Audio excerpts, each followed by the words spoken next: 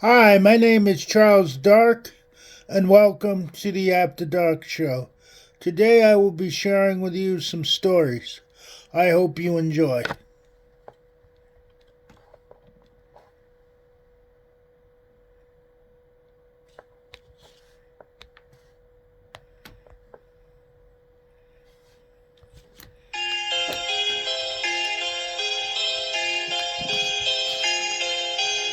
Hello, I'm R.L. Stein. Our classic Goosebumps story is called Night of the Living Dummy 2. Amy's ventriloquist dummy Dennis keeps losing his head, for real. So Amy begs her family for a new dummy. That's when her dad finds Slappy in a local pawn shop. Slappy's kind of ugly, but at least his head stays on. Amy loves practicing her new comedy routine. It's like this dummy knows what she's thinking, like he can move by himself. And it's a lot of fun until Slappy starts a routine of his own. Then horrible things start happening. Horrible, nasty things. Just like what happened the last time. Because there's something odd about Slappy. Something not quite right. Something evil. Listener beware, you're in for a scare.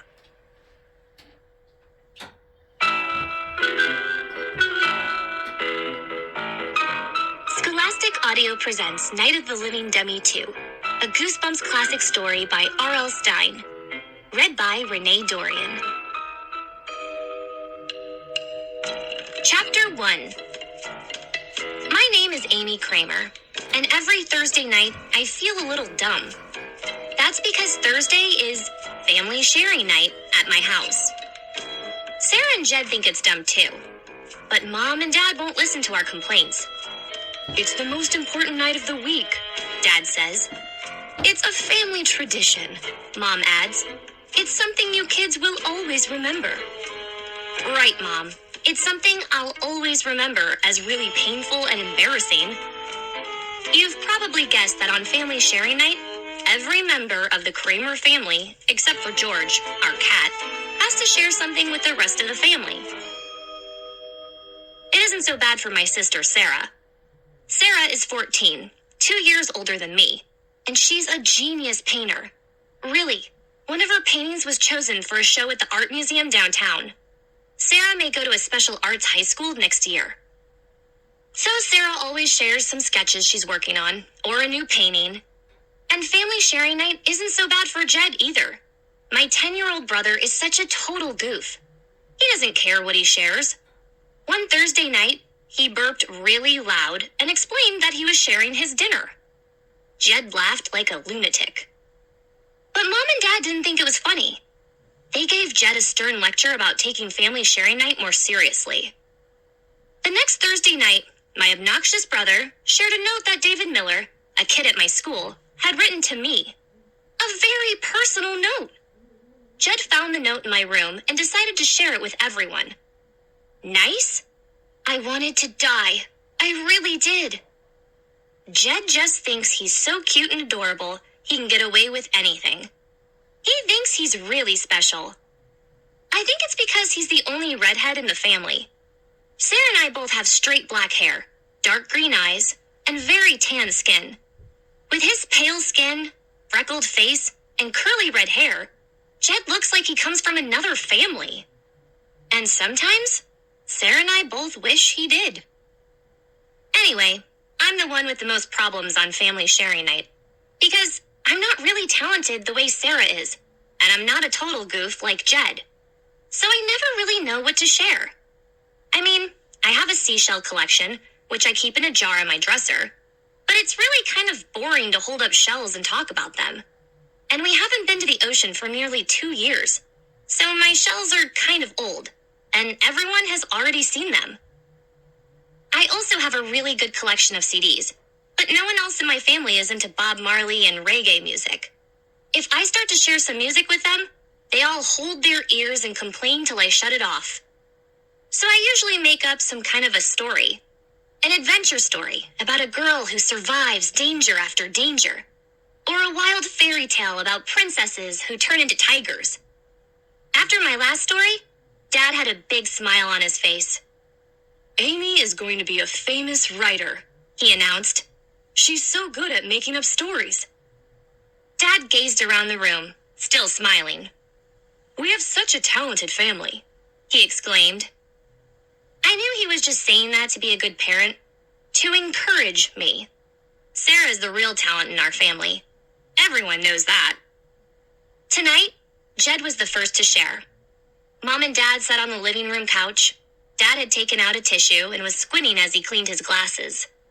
Dad can't stand to have the tiniest speck of dust on his glasses. He cleans them about 20 times a day. I settled in the big brown armchair against the wall. Sarah sat cross-legged on the carpet beside my chair. What are you going to share tonight? Mom asked Jed. And I hope it isn't another horrible burp. That was so gross, Sarah moaned. Your face is gross, Jed shot back. He stuck out his tongue at Sarah. Jed, please, give us a break tonight, Dad muttered, slipping his glasses back on, adjusting them on his nose. Don't cause trouble. She started it, Jed insisted, pointing at Sarah. Just share something, I told Jed, sighing. I'm going to share your freckles, Sarah told him. I'm going to pull them off one by one and feed them to George. Sarah and I laughed. George didn't glance up. He was curled up, napping on the carpet beside the couch. That's not funny, girls, Mom snapped. Stop being mean to your brother. This is supposed to be a family night, Dad wailed. Why can't we be a family? We are, Jed insisted. Dad frowned and shook his head. He looks like an owl when he does that. Jed, are you going to share something? He demanded weakly. Jed nodded. Yeah! He stood in the center of the room and shoved his hands into his jeans pockets. He wears loose, baggy jeans about 10 sizes too big. They always look as if they're about to fall down. Jed thinks that's cool. I learned to whistle through my fingers, he announced. Wow, Sarah muttered sarcastically. Jed ignored her. He pulled his hands from his pockets. Then he stuck his two little fingers into the sides of his mouth and let out a long, shrill whistle. He whistled through his fingers 2 more times. Then he took a deep bow. The whole family burst into loud applause. Jed, grinning, took another low bow. Such a talented family, Dad declared. This time, he meant it as a joke. Jed dropped down on the floor beside George, startling the poor cat awake. Your turn next, Amy, Mom said, turning to me. Are you going to tell us another story? Her stories are too long, Jed complained. George climbed unsteadily to his feet and moved a few feet away from Jed. Yawning, the cat dropped onto his stomach beside Mom's feet. I'm not going to tell a story tonight, I announced. I picked up Dennis from behind my armchair. Sarah and Jed both groaned. Hey, give me a break, I shouted. I settled back on the edge of the chair, fixing my dummy on my lap. I thought I'd talk to Dennis tonight, I told Mom and Dad. They had half smiles on their faces. I didn't care. I'd been practicing with Dennis all week, and I wanted to try out my new comedy routine with him. Amy is a lousy ventriloquist, Jed chimed in. You can see her lips move. Be quiet, Jed. I think Dennis is funny, Sarah said. She scooted toward the couch so she could see better. I balanced Dennis on my left knee and wrapped my fingers around the string in his back that worked his mouth. Dennis is a very old ventriloquist's dummy. The paint on his face is faded. One eye is almost completely white. His turtleneck sweater is torn and tattered. But I have a lot of fun with him. When my 5-year-old cousins come to visit, I like to entertain them with Dennis. They squeal and laugh. They think I'm a riot. I think I'm getting much better with Dennis, despite Jed's complaints. I took a deep breath, glanced at Mom and Dad, and began my act. How are you tonight, Dennis? I asked. Not too well, I made the dummy reply in a high, shrill voice, Dennis's voice. Really, Dennis? What's wrong? I think I caught a bug. You mean you have the flu? I asked him. No, termites! Mom and Dad laughed. Sarah smiled. Jed groaned loudly. I turned back to Dennis. Well, have you been to a doctor? I asked him. No, a carpenter! Mom and Dad smiled at that one, but didn't laugh. Jed groaned again. Sarah stuck her finger down her throat, pretending to puke. No one liked that joke, Dennis, I told him. Who's joking? I made Dennis reply. This is lame, I heard Jed mutter to Sarah. She nodded her head in agreement. Let's change the subject, Dennis, I said, shifting the dummy to my other knee. Do you have a girlfriend? I leaned Dennis forward, trying to make him nod his head yes. But his head rolled right off his shoulders. The wooden head hit the floor with a thud and bounced over to George. The cat leaped up and scampered away. Sarah and Jed collapsed in laughter, slapping each other high fives. I jumped angrily to my feet. Dad! I screamed. You promised you'd buy me a new dummy! Jed scurried over to the rug and picked up Dennis's head. He pulled the string, making the dummy's mouth move. Amy reeks! Amy reeks! Jed made the dummy repeat over and over. Give me that! I grabbed the head angrily from Jed's hand. Amy reeks! Amy reeks! Jed continued chanting. That's enough, Mom shouted, jumping off the couch. Jed retreated back to the wall. I've been checking the stores for a new dummy, Dad told me, pulling off his glasses again and examining them closely. But they're all so expensive. Well, how am I ever going to get better at this? I demanded. Dennis's head falls off every time I use him. Do your best, Mom said. What did that mean? I always hated it when she said that. Instead of family sharing night, we should call this the Thursday night fights, Sarah declared. Jed raised his fist. Wanna fight? He asked Sarah. It's your turn, Sarah, Mom replied, narrowing her eyes at Jed. What are you sharing tonight? I have a new painting, Sarah announced. It's a watercolor. Of what? Dad asked, settling his glasses back on his face. Remember that cabin we had in Maine a few summers ago? Sarah replied, tossing back her straight black hair. The one overlooking the dark rock cliff? I found a snapshot of it, and I tried to paint it. I suddenly felt really angry and upset. I admit it. I was jealous of Sarah. Here she was, about to share another beautiful watercolor, and here I was, rolling a stupid wooden dummy head in my lap. It just wasn't fair. You'll have to come to my room to see it, Sarah was saying. It's still wet. We all stood up and trooped to Sarah's room. My family lives in a long, one-story ranch-style house. My room and Jed's room are at the end of one hallway. The living room, dining room, and kitchen are in the middle. Sarah's room and my parents' room are down the other hall, way at the other end of the house. I led the way down the hall. Behind me, Sarah was going on and on about all the troubles she'd had with the painting and how she'd solved the problems. I remember that cabin so well, Dad said. I can't wait to see the painting, Mom added. I stepped into Sarah's room and clicked on the light. Then I turned to the easel by the window that held the painting and let out a scream of horror. Chapter 2. My mouth dropped open in shock. I stared at the painting, unable to speak. When Sarah saw it, she let out a shriek. I don't believe it! She screamed. Who did that? Someone had painted a yellow and black smiley face in the corner of her painting, right in the middle of the black rock cliff. Mom and Dad stepped up to the easel, fretful expressions on their faces. They studied the smiley face, then turned to Jed. Jed burst out laughing. "Do you like it?" he asked innocently. "Jed, how could you?" Sarah exploded. "I'll kill you. I really will." "The painting was too dark," Jed explained with a shrug. "I wanted to brighten it up." But,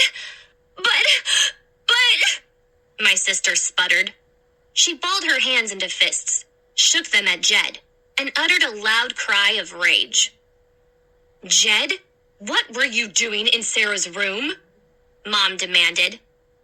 Sarah doesn't like for anyone to go into her precious room without a written invitation. "Young man, you know you're never allowed to touch your sister's paintings," Dad scolded.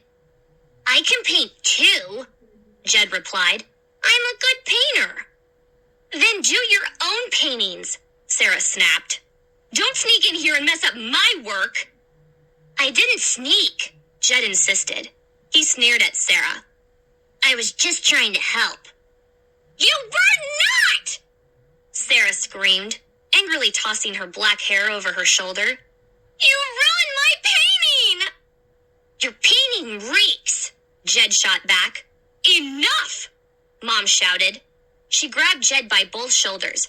"Jed, look at me. You don't seem to see how serious this is. This is the worst thing you've ever done." Jed's smile finally faded.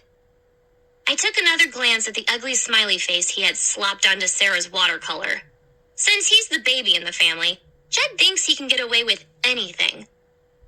But I knew that this time he had gone too far. After all, Sarah is the star of the family. She's the talented one, the one with the painting that hung in a museum. Messing with Sarah's precious painting was bound to get Jed in major trouble. Sarah is so stuck up about her paintings. A few times, I even thought about painting something funny on one of them. But of course, I only thought it. I would never do anything that horrible. "You don't have to be jealous of your sister's work," Dad was telling Jed. "We're all talented in this family." "Oh, sure," Jed muttered. He has this weird habit. Whenever he's in trouble, he doesn't say he's sorry. Instead, he gets really angry. "What's your talent, Dad?" Jed demanded, sneering. Dad's jaw tightened. He narrowed his eyes at Jed. "We're not discussing me," he said in a low voice. "But I'll tell you. My talent is my Chinese cooking. There are all kinds of talents, Jed." Dad considers himself a master of the wok. Once or twice a week, he chops a ton of vegetables into little pieces and fries them up in the electric wok Mom got him for Christmas. We pretend it tastes great. No point in hurting Dad's feelings. "Is Jed going to be punished or not?" Sarah demanded in a shrill voice. She had opened her box of watercolor paints and was rolling a brush in the black. Then she began painting over the smiley face with quick, furious strokes. "Yes, Jed is going to be punished," Mom replied, glaring at him. Jed lowered his eyes to the floor. "First, he's going to apologize to Sarah." We all waited. It took Jed a while, but he finally managed to mutter, "Sorry, Sarah." He started to leave the room, but Mom grabbed his shoulders again and pulled him back. "Not so fast, Jed," she told him. "Your punishment is you can't go to the movies with Josh and Matt on Saturday. And no video games for a week." "Mom, give me a break," Jed whined. "What you did was really bad," Mom said sternly. "Maybe this punishment will make you realize how horrible it was." "But I have to go to the movies," Jed protested. "You can't," Mom replied softly. "And no arguing or I'll add on to your punishment. Now go to your room." "I don't think it's enough punishment," Sarah said, dabbing away at her painting. "Keep out of it, Sarah," Mom snapped. "Yeah, keep out of it," Jed muttered. He stomped out of the room and down the long hall to his room. Dad sighed. He swept a hand back over his bald head. Family sharing night is over, he said sadly. I stayed in Sarah's room and watched her repair the painting for a while. She kept tisk-tisking and shaking her head. I have to make the rocks much darker or the paint won't cover the stupid smiley face, she explained unhappily. But if I make the rocks darker, I have to change the sky. The whole balance is ruined. I think it looks pretty good, I told her, trying to cheer her up. How could Jed do that? Sarah demanded, dipping her brush in the water jar. How could he sneak in here and totally destroy a work of art? I was feeling sorry for Sarah, but that remark made me lose all sympathy. I mean, why couldn't she just call it a watercolor painting? Why did she have to call it a work of art? Sometimes she is so stuck up and so in love with herself, it makes me sick. I turned and left the room. She didn't even notice. I went down the hall to my room and called my friend Margot. We talked for a while about stuff, and we made plans to get together the next day. As I talked on the phone, I could hear Jed in his room next door. He was pacing back and forth, tossing things around, making a lot of noise. Sometimes I spell the word Jed, B-R-A-T. Margot's dad made her get off the phone. He's real strict. He never lets her talk for more than 10 or 15 minutes. I wandered into the kitchen and made myself a bowl of Frosted Flakes, my favorite late snack. When I was a little kid, I used to have a bowl of cereal every night before bed, and I just never got out of the habit. I rinsed out the bowl, then I said goodnight to Mom and Dad and went to bed. It was a warm spring night. A soft breeze fluttered the curtains over the window. Pale light from a big half moon filled the window and spilled onto the floor. I fell into a deep sleep as soon as my head hit the pillow. A short while later, something woke me up. I'm not sure what. Still half asleep, I blinked my eyes open and raised myself on my pillow. I struggled to see clearly. The curtains flapped over the window. I felt as if I were still asleep, dreaming. But what I saw in the window snapped me awake. The curtains billowed, then lifted away. And in the silvery light, I saw a face. An ugly, grinning face in my bedroom window, staring through the darkness at me. Chapter 3. The curtains flapped again. The face didn't move. I choked out, squeezing the sheet up to my chin. The eyes stared in at me. Cold, unblinking eyes. Dummy eyes. Dennis. Dennis stared blankly at me, his white eye catching the glow of the moonlight. I let out an angry roar, tossed off the sheet, and bolted out of bed, to the window. I pushed away the billowing curtains and grabbed Dennis's head off the window ledge. Who put you there? I demanded, holding the head between my hands. Who did it, Dennis? I heard soft laughter behind me, from the hallway. I flew across the room, the head still in my hands. I pulled open my bedroom door. Jed held his hand over his mouth, muffling his laughter. Gotcha, he whispered gleefully. Jed, you creep, I cried. I let the dummy head drop to the floor.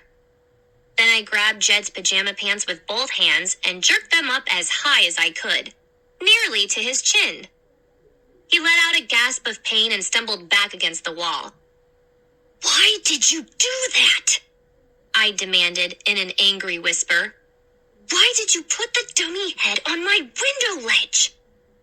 Jed tugged his pajama pants back into place. To pay you back, he muttered. Huh? Me? I shrieked. I didn't do anything to you. What did I do? You didn't stick up for me, he grumbled, scratching his red curly hair. His eyes narrowed at me. You didn't say anything to help me out. You know, About Sarah's painting? Excuse me?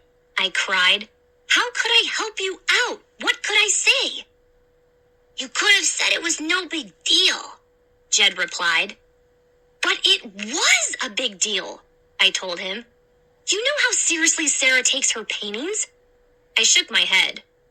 I'm sorry, Jed, but you deserve to be punished. You really do. He stared at me across the dim hallway, thinking about what I'd said. Then an evil smile spread slowly over his freckled face. Hope I didn't scare you too much, Amy, he snickered. Then he picked Dennis's head up off the carpet and tossed it at me. I caught it in one hand. Go to sleep, Jed, I told him, and don't mess with Dennis again. I stepped back into my room and closed the door. I tossed Dennis's head onto a pile of clothes on my desk chair. Then I climbed wearily back into bed. So much trouble around here tonight, I thought, shutting my eyes, trying to relax. So much trouble. 2 days later, Dad brought home a present for me. A new ventriloquist's dummy. That's when the real trouble began. Chapter 4. Margot came over the next afternoon. Margot is real tiny, sort of like a mini person. She has a tiny face and is very pretty, with bright blue eyes and delicate features. Her blonde hair is very light and very fine. She let it grow this year. It's just about down to her tiny little waist. She's nearly a foot shorter than me, even though we both turned 12 in February. She's very smart and very popular, but the boys like to make fun of her soft, whispery voice. Today, she was wearing a bright blue tank top tucked into white tennis shorts. I bought the new Beatles collection, she told me as she stepped into the house. She held up a CD box. Margot loves the Beatles. She doesn't listen to any of the new groups. She has all of the Beatles albums, and she has Beatles posters on the walls in her room. We went to my room and put on the CD. Margot settled on the bed. I sprawled on the carpet across from her. My dad almost didn't let me come over, Margot told me, pushing her long hair behind her shoulder. He thought he might need me to work at the restaurant. Margot's dad owns a huge restaurant downtown called the Party House. It's not really a restaurant. It's a big, old house filled with enormous rooms where people can hold parties. A lot of kids have birthday parties there. And there are bar mitzvahs and confirmations and wedding receptions there too. Sometimes there are 6 parties going on at once. One Beatles song ended. The next song, Love Me Do, started up. I love this song, Margot exclaimed. She sang along with it for a while. I tried singing with her, but I'm totally tone deaf. As my dad says, I can't carry a tune in a wheelbarrow. Well, I'm glad you didn't have to work today, I told Margot. Me too, Margot sighed. Dad always gives me the worst jobs. You know, clearing tables, or putting away dishes, or wrapping up garbage bags. Yuck! She started singing again, and then stopped. She sat up on the bed. Amy, I almost forgot. Dad may have a job for you. Excuse me? I replied, wrapping up garbage bags? I don't think so, Margot. No, listen, Margot pleaded excitedly in her mouse-like voice.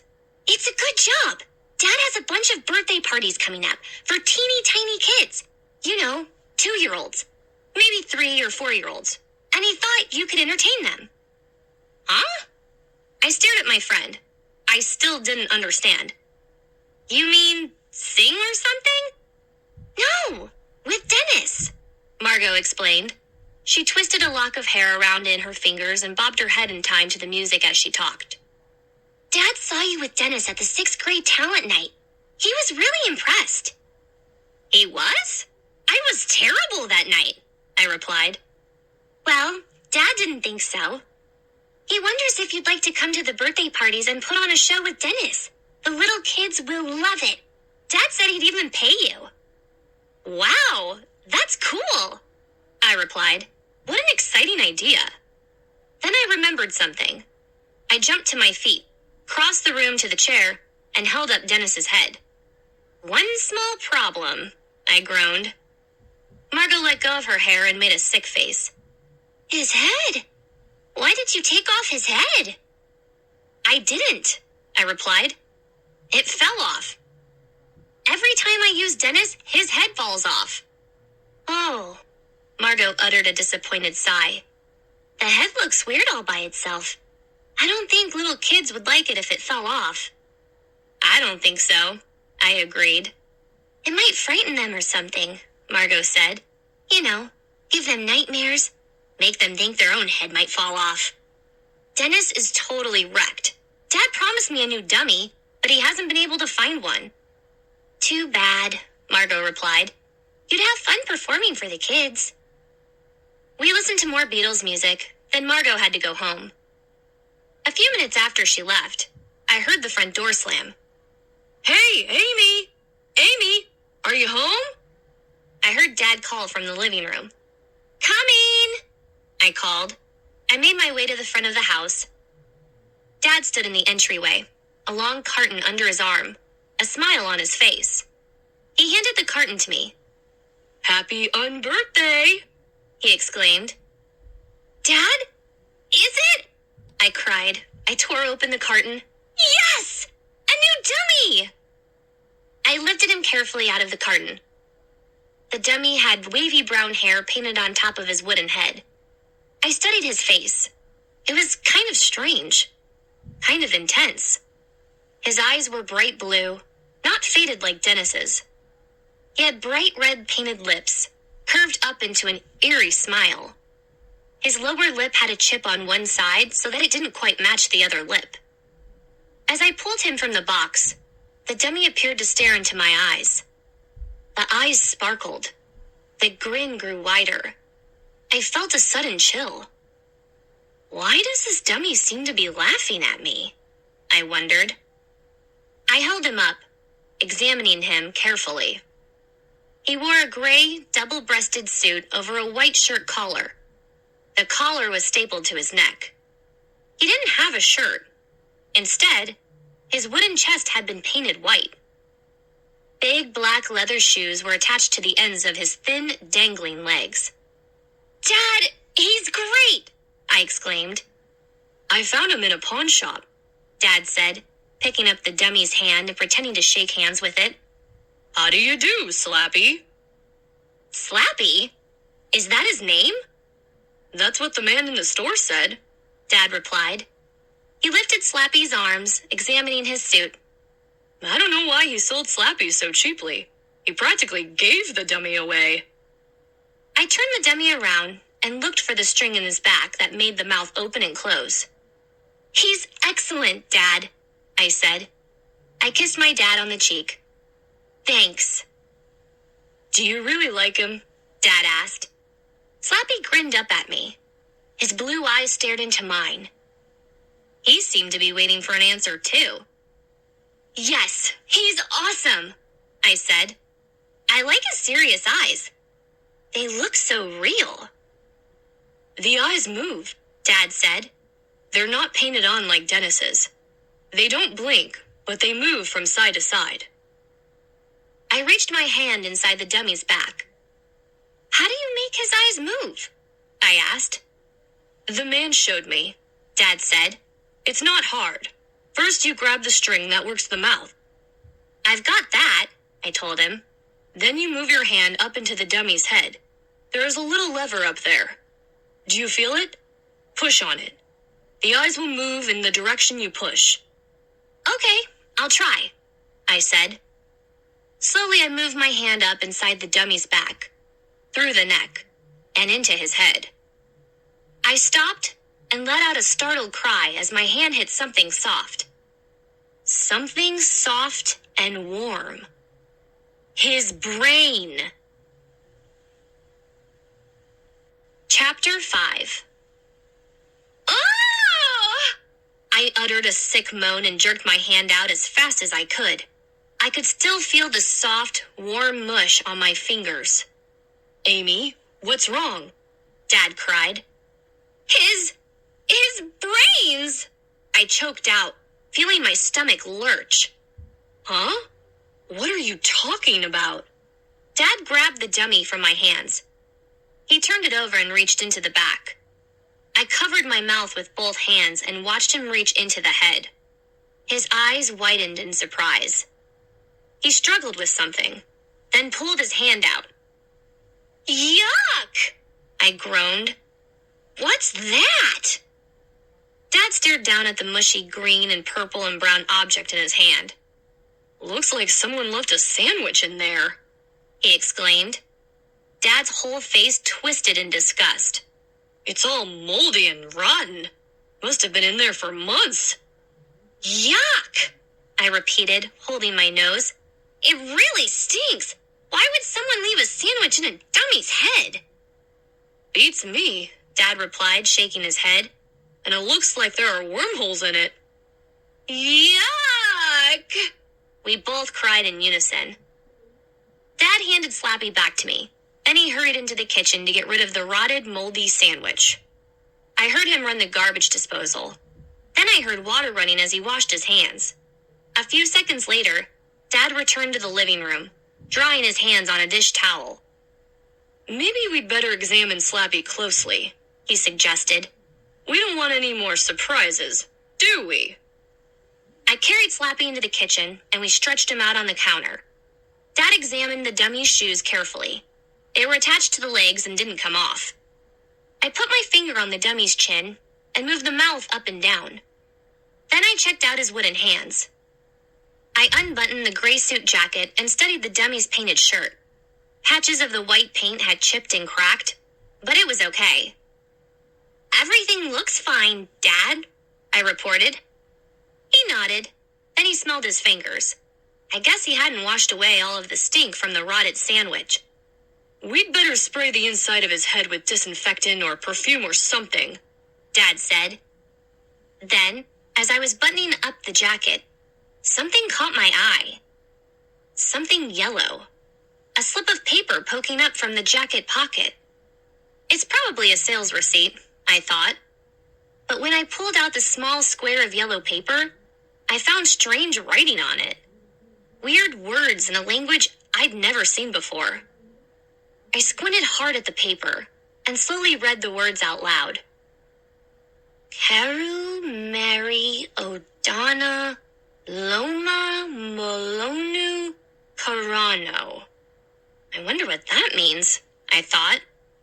And then I glanced down at Slappy's face and saw his red lips twitch and saw one eye slowly close in a wink. Chapter 6. Dad? I stuttered. He moved! Huh? Dad had gone back to the sink to wash his hands for a third time. What's wrong with the dummy? He moved! I cried. He winked at me. Dad came over to the counter, wiping his hands. I told you, Amy, he can't blink. The eyes only move from side to side. No, I insisted. He winked. His lips twitched, and he winked. Dad frowned and picked up the dummy head in both hands. He raised it to examine it. Well, maybe the eyelids are loose, he said. I'll see if I can tighten them up. Maybe if I take a screwdriver, I can... Dad didn't finish his sentence, because the dummy swung his wooden hand up and hit Dad on the side of the head. Ow! Dad cried, dropping the dummy back onto the counter. Dad grabbed his cheek. Hey, stop it, Amy. That hurt. Me? I shrieked. I didn't do it. Dad glared at me, rubbing his cheek. It had turned bright red. The dummy did it, I insisted. I didn't touch him, Dad. I didn't move his hand. Not funny, Dad muttered. You know I don't like practical jokes. I opened my mouth to answer, but no words came out. I decided I'd better just shut up. Of course, Dad wouldn't believe that the dummy had slapped him. I didn't believe it myself. Dad must have pulled too hard when he was examining the head. Dad jerked the hand up without realizing it. That's how I explained it to myself. What other explanation could there be? I apologized to Dad. Then we washed Slappy's face with a damp sponge. We cleaned him up and sprayed disinfectant inside his head. He was starting to look pretty good. I thanked Dad again and hurried to my room. I set Slappy down on the chair beside Dennis. Then I phoned Margot.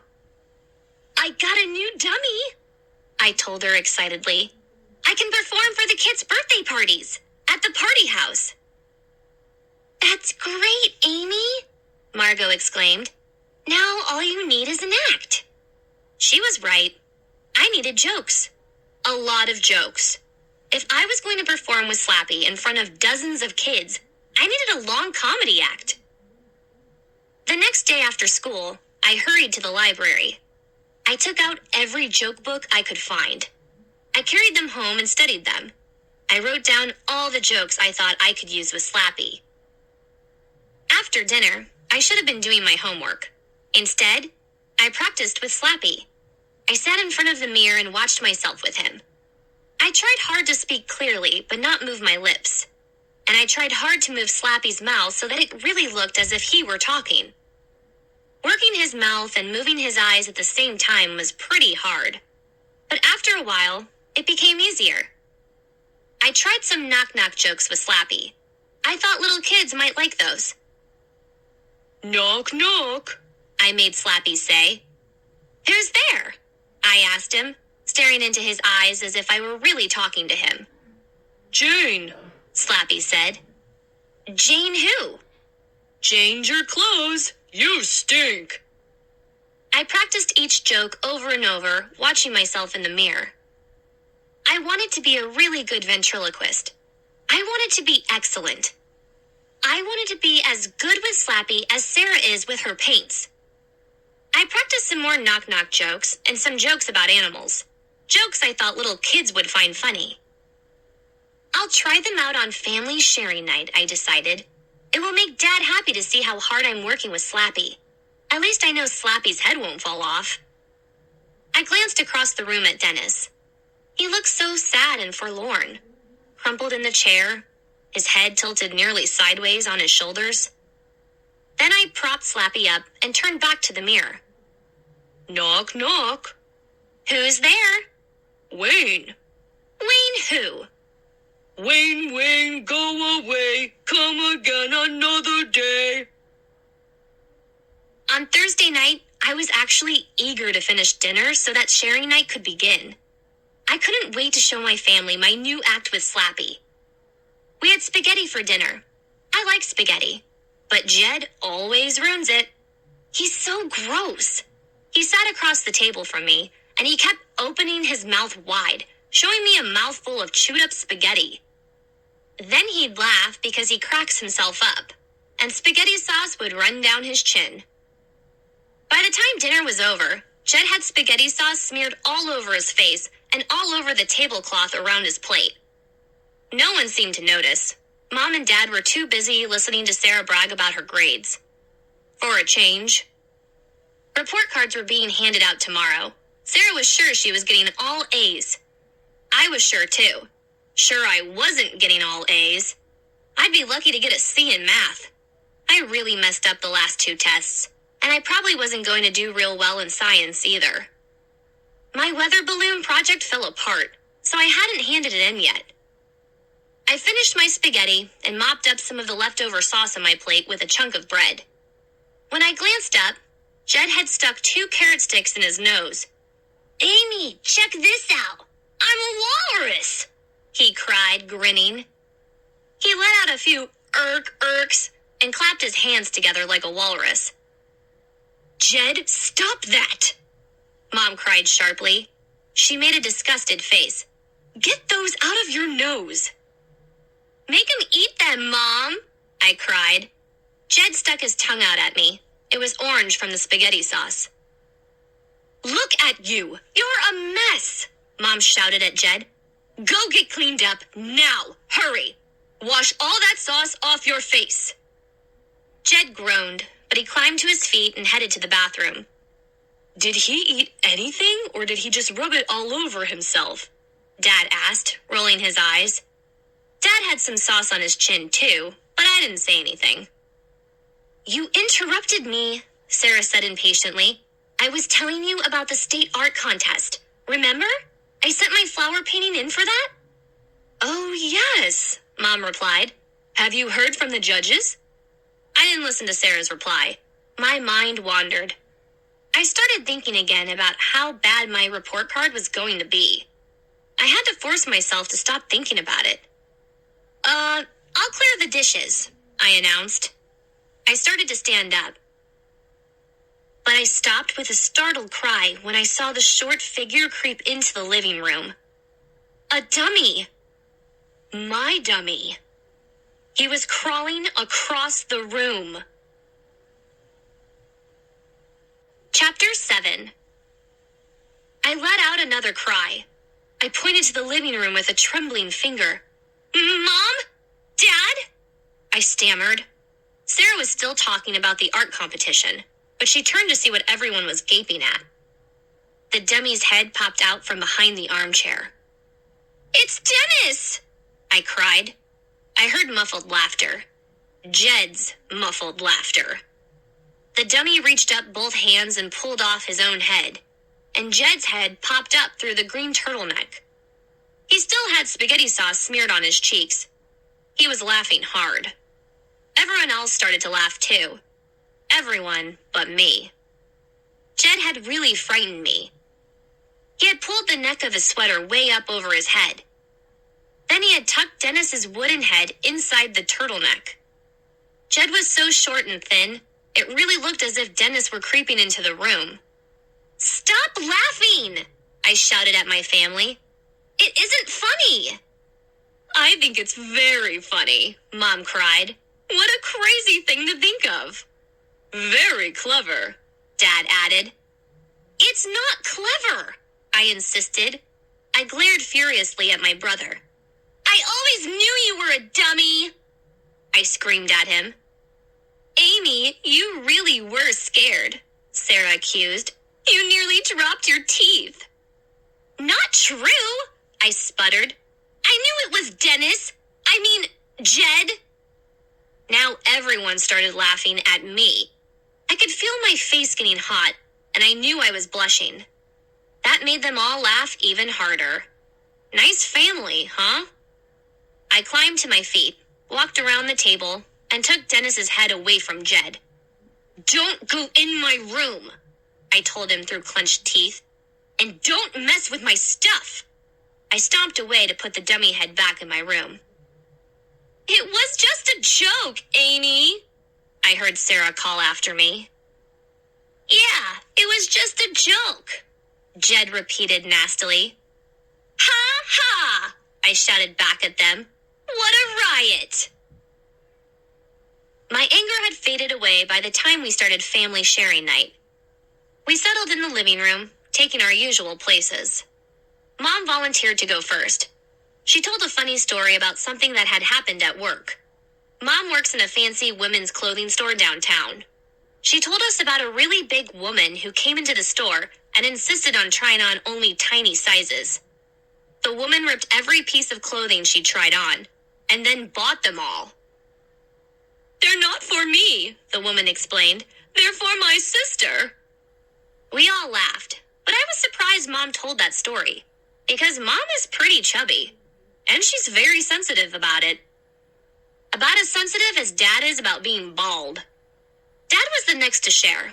He brought out his guitar, and we all groaned. Dad thinks he's a great singer, but he's nearly as tone deaf as I am. He loves singing all these old folk songs from the 60s. There's supposed to be some kind of message in them. But Sarah, Jed, and I have no idea what he's singing about. Dad strummed away and sang something about not working on Maggie's farm anymore. At least, I think that's what he was saying. We all clapped and cheered, but Dad knew we didn't really mean it. It was Jed's turn next, but he insisted that he had already shared. Dressing up like Dennis, that was it, he said. No one wanted to argue with him. Your turn, Amy, Mom said, leaning against Dad on the couch. Dad fiddled with his glasses, then settled back. I picked up Slappy and arranged him on my lap. I was feeling a little nervous. I wanted to do a good job and impress them with my new comedy act. I'd been practicing all week, and I knew the jokes by heart. But as I slipped my hand into Slappy's back and found the string, my stomach felt all fluttery. I cleared my throat and began. This is Slappy, everyone, I said. Slappy, say hi to my family. Hi to my family, I made Slappy say. I made his eyes slide back and forth. They all chuckled. This dummy is so much better, Mom commented. But it's the same old ventriloquist, Sarah said cruelly. I glared at her. Just joking, my sister insisted. I think that dummy reeks, Jed chimed in. Give Amy a break, Dad said sharply. Go ahead, Amy. I cleared my throat again. It suddenly felt very dry.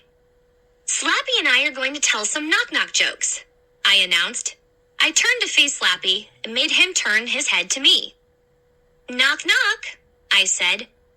Knock it off, came the harsh reply. Slappy spun around to face my mom. Hey, don't break the sofa, fatso, he rasped. Why don't you skip the french fries and have a salad once in a while? Huh? Mom gasped in shock. Amy, that's not funny, Dad cried angrily. What's your problem, Baldy? Slappy shouted. Is that your head, or are you hatching an ostrich egg on your neck? That's enough, Amy, Dad cried, jumping to his feet. Stop it right now. But, Dad, I sputtered.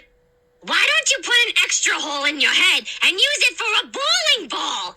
Slappy screamed at Dad. Your jokes are horrible, Mom exclaimed.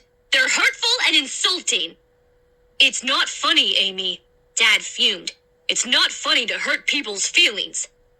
But, Dad, I replied, I didn't say any of that. It wasn't me. It was Slappy. Really, I wasn't saying it. I wasn't. Slappy raised his head. His red-lipped grin appeared to spread. His blue eyes sparkled. Did I mention you were all ugly? He asked. Chapter 8. Everyone started shouting at once. I stood up and dropped Slappy face down on the armchair. My legs were trembling. My entire body was shaking. What's going on here? I asked myself. I didn't say those things. I really didn't. But Slappy can't be talking on his own. Can he? Of course not, I realized. But what did that mean? Did that mean I was saying those horrible, insulting things to my parents without even knowing it? Mom and Dad stood side by side, staring at me angrily, demanding to know why I insulted them. Did you really think that was funny? Mom asked. Didn't you think it would hurt my feelings to call me fatso? Meanwhile, Jed was sprawled on his back in the middle of the floor, giggling like a moron. He thought the whole thing was a riot. Sarah sat cross-legged against the wall, shaking her head, her black hair falling over her face. You're in major trouble, she muttered. What's your problem, Amy?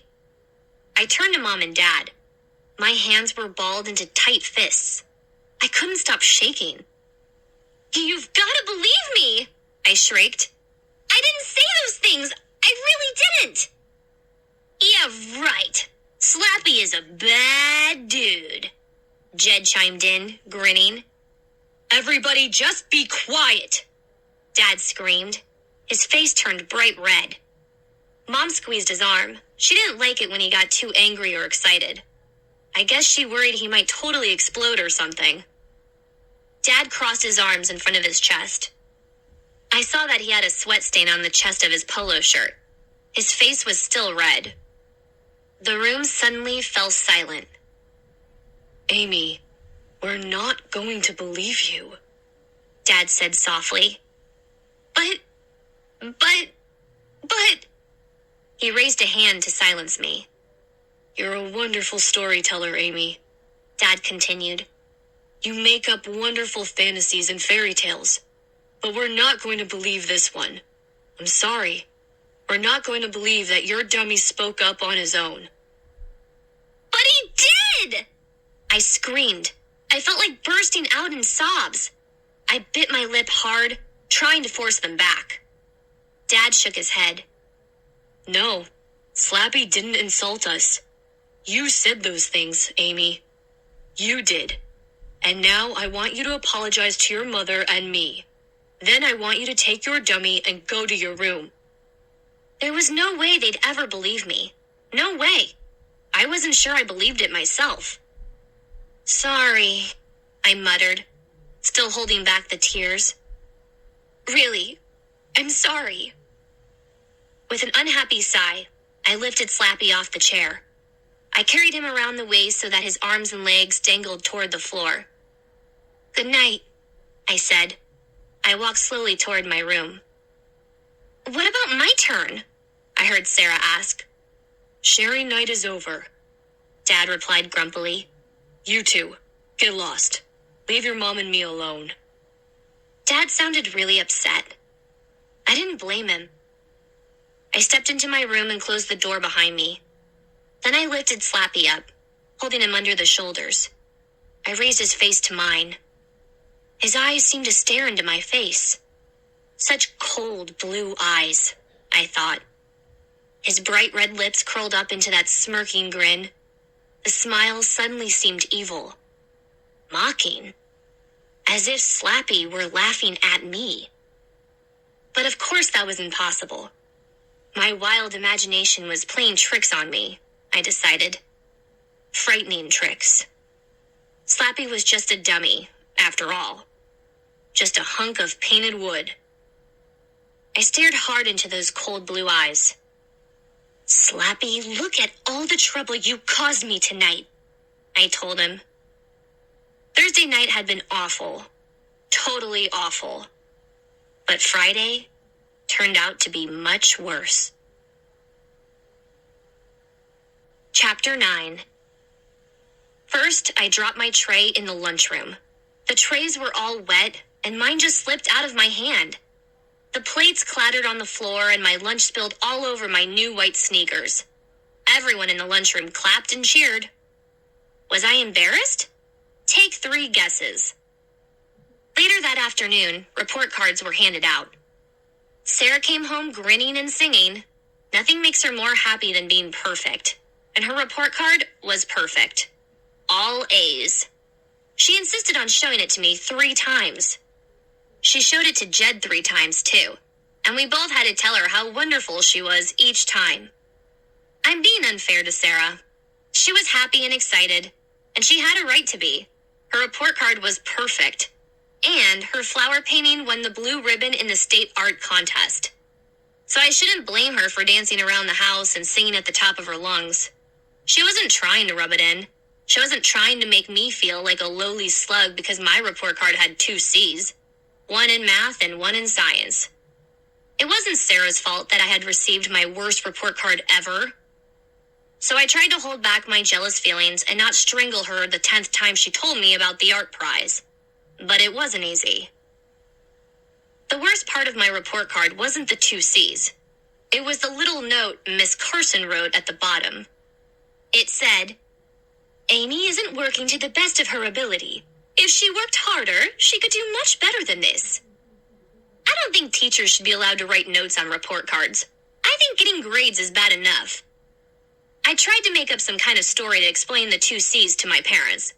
I planned to tell them that everyone in the class got C's in math and science.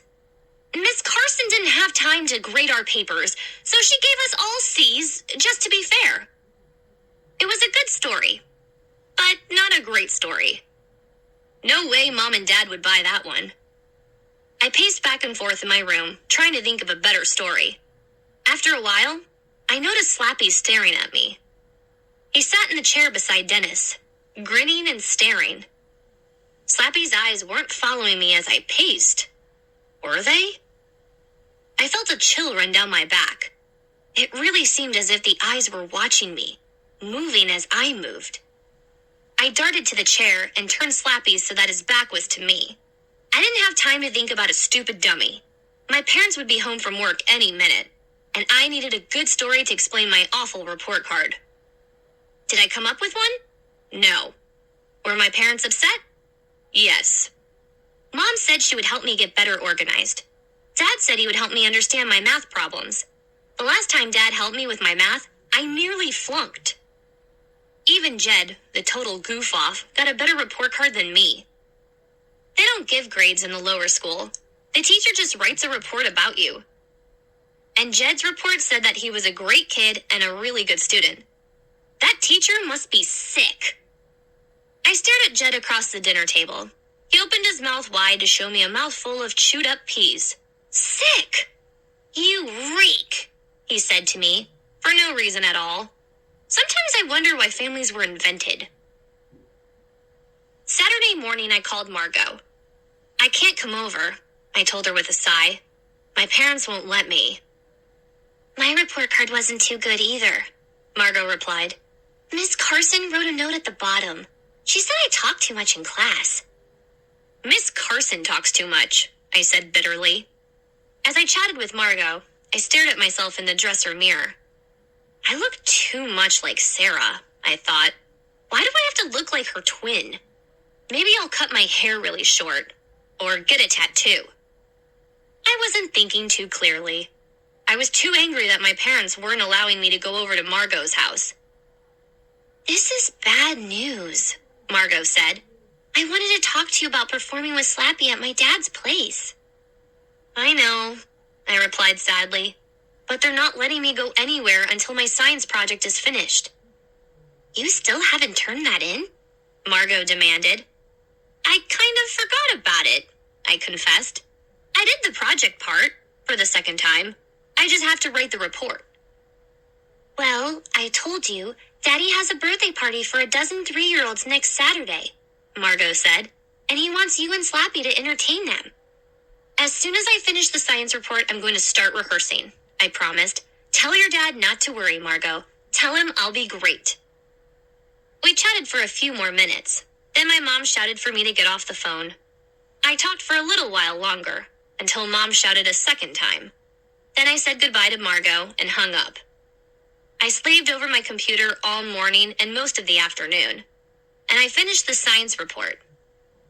It wasn't easy. Jed kept coming into my room, begging me to play video games with him. Just one! And I had to keep tossing him out.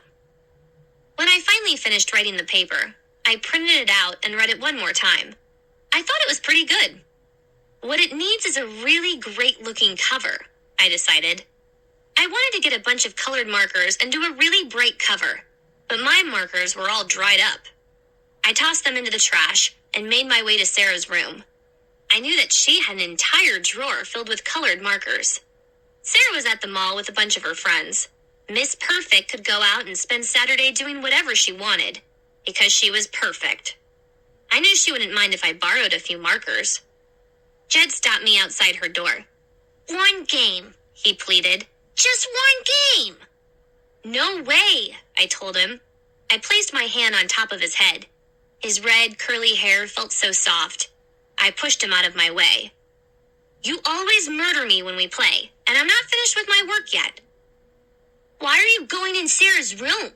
He demanded. None of your business, I told him. You reek, he said. You double reek, Amy. I ignored him and made my way into Sarah's room to borrow the markers. I spent nearly an hour making the cover. I filled it with molecules and atoms, all in different colors. Miss Carson will be impressed, I decided. Sarah returned home just as I finished. She was carrying a big shopping bag filled with clothes she'd bought at Banana Republic. She started to her room with the bag. Mom, come see what I bought, she called. Mom appeared, carrying a stack of freshly laundered towels. Can I see too? I called. I followed them to Sarah's room. But Sarah stopped at her door. The bag fell from her hand, and she let out a scream. Mom and I crowded behind her. We peered into the bedroom. What a mess. Someone had overturned about a dozen jars of paint. Reds, yellows, blues. The paint had spread over Sarah's white carpet like a big, colorful mud puddle. I gasped and blinked several times. It was unreal. I don't believe it! Sarah kept shrieking. I don't believe it! The carpet is ruined, Mom exclaimed, taking one step into the room. The emptied paint jars were on their sides, strewn around the room. Jed? Mom shouted angrily. Jed, get in here now! We turned to see Jed right behind us in the hall.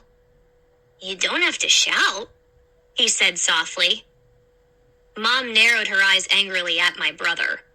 Jed, how could you? She demanded through clenched teeth. Excuse me? He gazed up at her innocently. Jed, don't lie! Sarah screamed. Did you do this? Did you go in my room again? No way! Jed protested, shaking his head. I didn't go in your room today, Sarah. Not once. But I saw Amy go in, and she wouldn't tell me why. Chapter 10. Sarah and Mom both turned, accusing eyes on me. How could you? Sarah screamed, walking around the big paint puddle. How could you? Whoa, wait, I didn't. I cried frantically. I asked Amy why she was going in here, Jed chimed in, and she said it was none of my business. Amy, Mom cried. I'm horrified. I'm truly horrified. This is sick. Yes, it's sick, Sarah repeated, shaking her head. All of my poster paint. All of it. What a mess. I know why you did it. It's because you're jealous of my perfect report card. But I didn't do it, I wailed. I didn't! Amy, no one else could have, Mom replied. If Jed didn't do it, then... But I only came in here to borrow markers.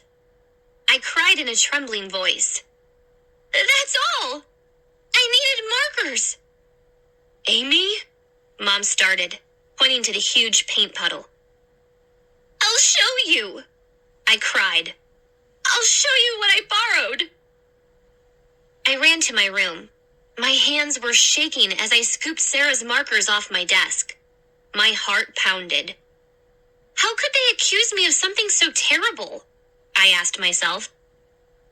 Is that what everyone thinks of me? That I'm such a monster?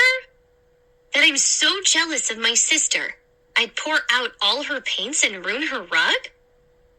Do they really think I'm crazy? I ran back to Sarah's room, carrying the markers in both hands. Jed sat on Sarah's bed, staring down at the thick red, blue, and yellow puddle. Mom and Sarah stood over it, gazing down and shaking their heads. Mom kept making clucking noises with her tongue. She kept pressing her hands against her cheeks. Here, see? I cried. I shoved the markers toward them. That's why I came in here. I'm not lying. Some of the markers fell out of my hands. I bent to pick them up. Amy, there were only 3 of us home this afternoon, Mom said. She was trying to keep her voice low and calm, but she spoke through gritted teeth. You, me, and Jed. I know, I started. Mom raised a hand to silence me. I certainly didn't do this horrible thing, Mom continued. And Jed says that he didn't do it. So... Her voice trailed off. Mom, I'm not a sicko! I shrieked. I'm not! You'll feel better if you confess, Mom said. Then we can talk about this calmly and... But I didn't do it! I raged. With a cry of anger, I flung the markers to the floor.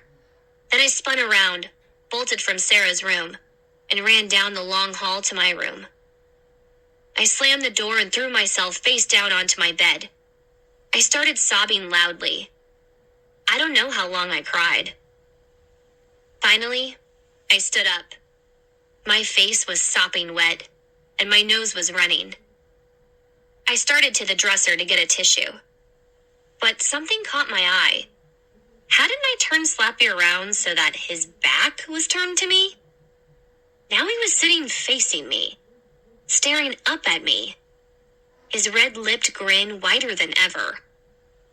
Did I turn him back around? Did I? I didn't remember. And what did I see on Slappy's shoes? I wiped the tears from my eyes with the backs of my hands. Then I took a few steps toward the dummy, squinting hard at his big leather shoes. What was that on his shoes? Red and blue and yellow paint? Yes. With a startled gasp, I grabbed both shoes by the heels and raised them close to my face. Yes. Drips of paint on Slappy's shoes. Slappy? What is going on here? I asked out loud. What is going on? Chapter 11. When Dad came home and saw Sarah's room, he nearly exploded. I was actually worried about him. His face turned as red as a tomato. His chest started heaving in and out, and horrible gurgling noises came up from his throat. The whole family gathered in the living room. We took our sharing night places. Only, this wasn't family sharing night. This was, what are we going to do about Amy night? Amy, first you have to tell us the truth, Mom said. She sat stiffly on the couch, squeezing her hands together in her lap. Dad sat on the other end of the couch, tapping one hand nervously against the couch arm, chewing his lower lip. Jed and Sarah sat on the floor, against the wall. I am telling the truth, I insisted shrilly. I slumped in the armchair across from them. My hair fell over my forehead, but I didn't bother to brush it back. My white t-shirt had tear stains on the front, still damp. If you would only listen to me, I pleaded. Okay, we're listening, Mom replied. When I went into my room, I started, there were splashes of paint on Slappy's shoes. And, enough, Dad cried, jumping to his feet. But, Dad, I protested. Enough, he insisted. He pointed a finger at me. No more wild stories, young lady. Story time is over. We don't want to hear about paint stains on Slappy. We want an explanation for the crime that was committed in Sarah's room today. But I am giving an explanation, I wailed. Why did Slappy have paint on his shoes? Why? Dad dropped back onto the couch with a sigh. He whispered something to Mom. She whispered back. I thought I heard them mention the word doctor. Are you going to take me to a psychiatrist? I asked timidly. Do you think you need one? Mom replied, staring hard at me. I shook my head. No. Your father and I will talk about this, Mom said. We will figure out the best thing to do. The best thing to do? They grounded me for 2 weeks. No movies. No friends over. No trips to the mall. No trips anywhere. I heard them talking about finding me a counselor, but they didn't say anything about it to me. All week, I could feel them watching me, studying me as if I were some kind of alien creature. Sarah was pretty cold to me. Her room had to be emptied out and a new rug installed. She wasn't happy about it. Even Jed treated me differently. He kind of tiptoed around me and kept his distance, as if I had a bad cold or something. He didn't tease me, or tell me that I reek, or call me names. I really missed it. No kidding. How did I feel? I felt miserable. I wanted to get sick. I wanted to catch a really bad stomach flu, or something so they'd all feel sorry for me and stop treating me like a criminal. One good thing, They said I could perform with Slappy at the party house on Saturday. Whenever I picked Slappy up, I felt a little weird. I remembered the paint on his shoes and the mess in my sister's room. But I couldn't come up with one single explanation. So I practiced with Slappy every night. I had put a lot of good jokes together. Silly jokes I thought little 3-year-olds would find funny. And I studied myself in the mirror. I was getting better at not moving my lips. And it was getting easier to make Slappy's mouth and eyes move correctly. Knock, knock, I made Slappy say. Who's there? I asked. Eddie. Eddie who? I asked. Anybody got a tissue? I had a terrible cold.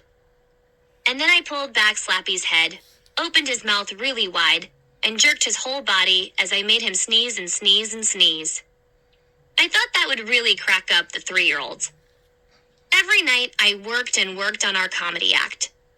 I worked so hard. I didn't know that the act would never go on. On Saturday afternoon, Mom dropped me off at the party house. Have a good show, she called as she drove away. I carried Slappy carefully in my arms.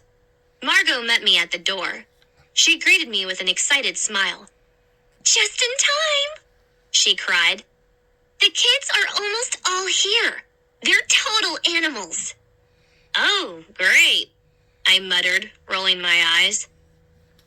They're total animals, but they're so cute, Margot added. She led me through the twisting hallway to the party room and back. Clusters of red and yellow balloons covered the ceiling. I saw a brightly decorated table, all yellow and red. A balloon on a string floated up from each chair around the table. Each balloon had the name of a guest on it. The kids really were cute. They were dressed mostly in jeans and bright t-shirts. 2 of the girls wore frilly party dresses. I counted 10 of them, all running wildly, chasing each other in the huge room. Their mothers were grouped around a long table against the back wall. Some of them were sitting down. Some were standing, huddled together, chatting. Some were calling to their kids to stop being so wild. I'm helping out pouring the punch and stuff, Margot told me.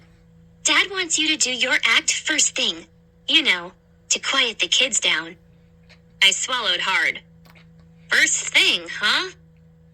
I had been excited. I could barely choke down my tuna fish sandwich at lunch.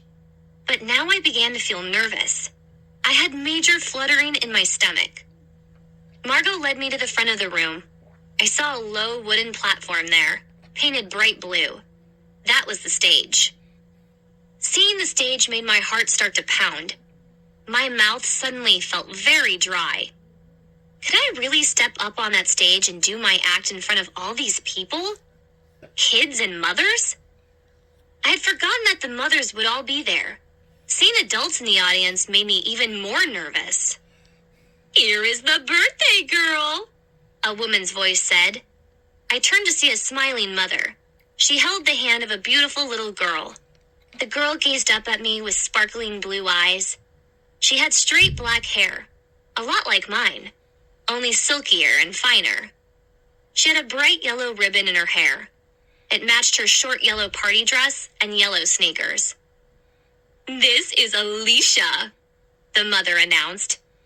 Hi, I'm Amy, I replied. Alicia would like to meet your dummy, the woman said. Is he real? Alicia asked. I didn't know how to answer that question. He's a real dummy, I told Alicia. I propped Slappy up in my arms and slipped my hand into his back. This is Slappy, I told the little girl. Slappy, this is Alicia. How do you do? I made Slappy say. Alicia and her mother both laughed. Alicia stared up at the dummy with her sparkling blue eyes. How old are you? I made Slappy say. Alicia held up 3 fingers. I'm 3, she told him. Would you like to shake hands with Slappy? I asked. Alicia nodded. I lowered the dummy a little. I pushed forward Slappy's right hand. Go ahead, I urged Alicia. Take his hand. Alicia reached up and grabbed Slappy's hand. She giggled. Happy birthday. Slappy said. Alicia shook his hand gently. Then she started to back away. We can't wait to see your show, Alicia's mother said to me. I know the kids are going to love it. I hope so, I replied. My stomach fluttered again. I was still really nervous. Let go! Alicia cried. She tugged at Slappy's hand. She giggled. He won't let go! Alicia's mom laughed. What a funny dummy! She grabbed Alicia's other hand. Let go of the dummy, honey. We have to get everyone in their seats for the show. Alicia tugged a little harder. But he won't let go of me, Mommy! She cried. He wants to shake hands. Alicia gave a hard tug, but her tiny hand was still wrapped up inside Slappy's. She giggled. He likes me. He won't let go. Oh, look, her mother said, glancing to the door. Phoebe and Jennifer just arrived. Let's go say hi. Alicia tried to follow her mom, but Slappy held tight to her hand. Alicia's smile faded. Let go, she insisted. I saw that several kids had gathered around. They watched Alicia tug at Slappy's hand. Let go! Let me go! Alicia cried angrily. I leaned over to examine Slappy's hand. To my surprise, it appeared that his hand had clenched tightly around hers. Alicia gave a hard tug. Ow! He's hurting me, Mommy! More kids came over to watch. Some of them were laughing. Two little dark-haired boys exchanged frightened glances. Please, make him let go! Alicia wailed. She tugged again and again. I froze in panic. My mind whirred. I tried to think of what to do. Had Alicia gotten her hand caught somehow? Slappy's hand couldn't really close around hers, could it? Alicia's mother was staring at me angrily. Please let Alicia's hand out, she said impatiently. He's hurting me, Alicia cried. Ow, he's squeezing my hand. The room grew very quiet. The other kids were all watching now, their eyes wide, their expressions confused. I didn't know what to do. I had no control for Slappy's hands. My heart pounded in my chest. I tried to make a joke of it. Slappy really likes you, I told Alicia. But the little girl was sobbing now. Little tears rolled down her cheeks. Mommy, make him stop! I pulled my hand out from Slappy's back. I grabbed his wooden hand between my hands. Let go of her, Slappy, I demanded. I tried pulling the fingers open, but I couldn't budge them. What is wrong? Alicia's mother was screaming. Is her hand caught? What are you doing to her? He's hurting me, Alicia wailed. Ow! He's squeezing me! Several kids were crying now. Mothers rushed across the room to comfort them. Alicia's sobs rose up over the frightened cries of the other 3-year-olds. The harder she tugged, the tighter the wooden hand squeezed. Let go, Slappy! I shrieked, pulling his fingers. Let go! Let go! I don't understand, Alicia's mother cried. She began frantically tugging my arm. What are you doing? Let her go! Let her go! Ow! Alicia uttered a high, heartbreaking wail. Make him stop! It hurts! It hurts! And then Slappy suddenly tilted his head back. His eyes opened wide, and his mouth opened in a long, evil laugh. Chapter 12. I burst into the house and let the screen door slam behind me. I had taken the city bus to Logan Street. Then I had run the 6 blocks to my house with Slappy hanging over my shoulder. Amy, how did it go? Mom called from the kitchen. Did you get a ride? I thought we were supposed to come pick you up. I didn't answer her. I was sobbing too hard. I ran down the hall to my room and slammed the door. I hoisted Slappy off my shoulder and tossed him into the closet. I never wanted to see him again. Never. I caught a glimpse of myself in the dresser mirror. My cheeks were swollen and puffy from crying. My eyes were red. My hair was wet and tangled and matted to my forehead. I took several deep breaths and tried to stop crying.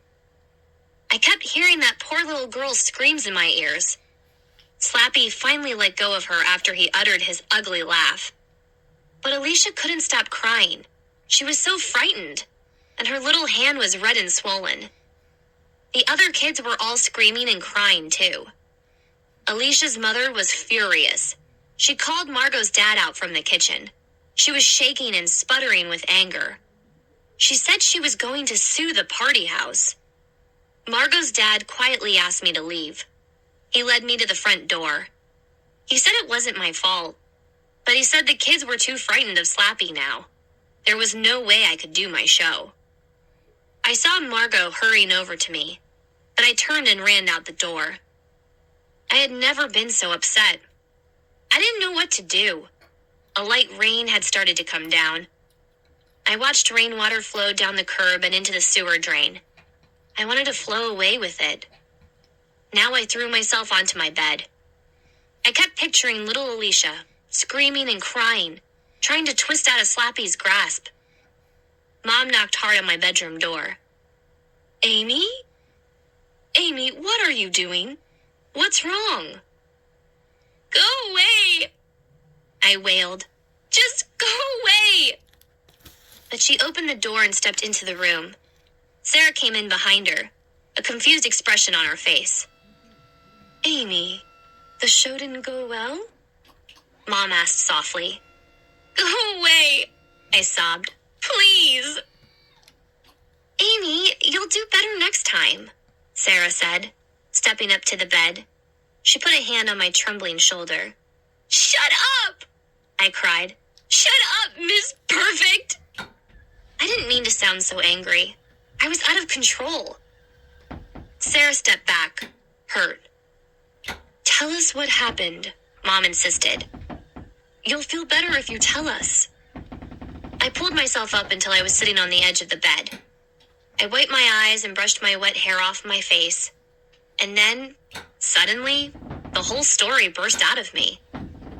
I told how Slappy grabbed Alicia's hand and wouldn't let go, and how all the kids were crying, and the parents were all screaming and making a fuss, and how I had to leave without doing my act.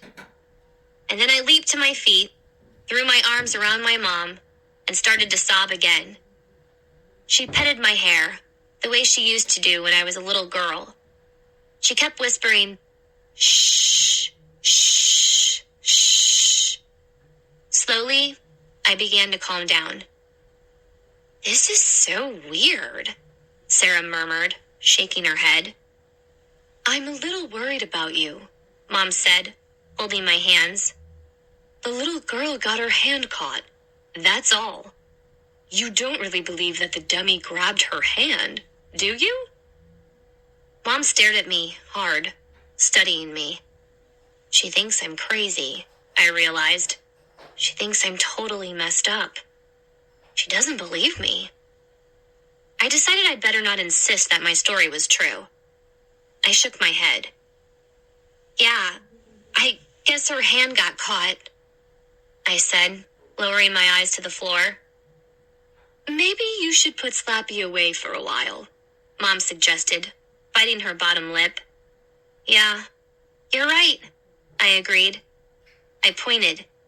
I already put him in the closet. Good idea, Mom replied. Leave him in there for a while. I think you've been spending too much time with that dummy. Yeah, you need a new hobby, Sarah chimed in.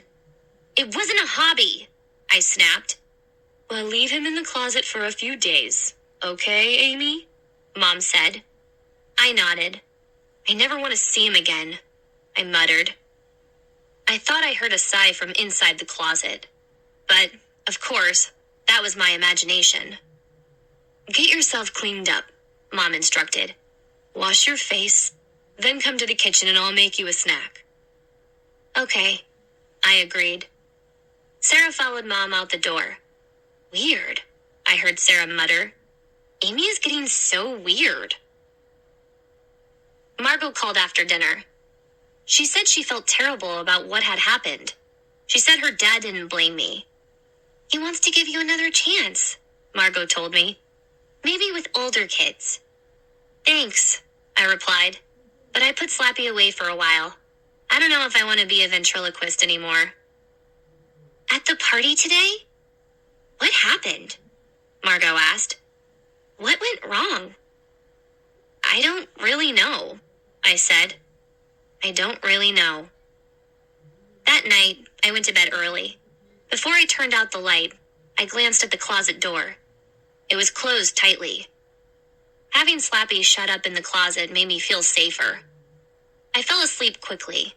I slept a deep, dreamless sleep. When I awoke the next morning, I sat up and rubbed my eyes. Then I heard Sarah's angry screams down the hall. Mom! Dad! Mom! Hurry! Sarah was shouting. Come see what Amy did now! Chapter 13. I shut my eyes, listening to my sister's screams. What now? I thought with a shudder. What now? Oh... I let out a low cry when I saw that my closet door was open a crack. My heart pounding, I climbed out of bed and began running down the hall to Sarah's room. Mom, Dad, and Jed were already on their way. Mom! Dad! Look what she did! Sarah screamed. Oh, no! I heard Mom and Dad shriek. I stopped in the doorway, peered in, and gasped. Sarah's bedroom walls. They were smeared with red paint. Someone had taken a thick paintbrush and had scrawled, Amy, Amy, Amy, Amy, in huge red letters all over Sarah's walls. No, I moaned. I covered my mouth with both hands to stop the sound. My eyes darted from wall to wall, reading my name over and over. Amy, Amy, Amy, Amy. Why my name? I suddenly felt sick. I swallowed hard, trying to force back my nausea. I blinked several times, trying to blink the ugly red scrawls away. Amy, Amy, Amy, Amy. Why? Sarah asked me in a trembling voice. She adjusted her nightshirt and leaned against her dresser. Why, Amy? I suddenly realized that everyone was staring at me. I sputtered. Amy, this cannot continue, Dad said solemnly. His expression wasn't angry. It was sad. We'll get you some help, dear, Mom said. She had tears in her eyes. Her chin trembled. Jed stood silently with his arms crossed in front of his pajama shirt. Why, Amy? Sarah demanded again. But I didn't. I finally choked out. Amy, no stories, Mom said softly. But, Mom, I didn't do it, I insisted shrilly. This is serious, Dad murmured, rubbing his whiskery chin. Amy, do you realize how serious this is? Jed reached out 2 fingers and rubbed them over one of the red paint scrawls. Dry, he reported. That means it was done early in the night, Dad said. His eyes locked on me. Do you realize how bad this is? This isn't just mischief. I took a deep breath. My whole body was shaking. Slappy did it, I blurted out.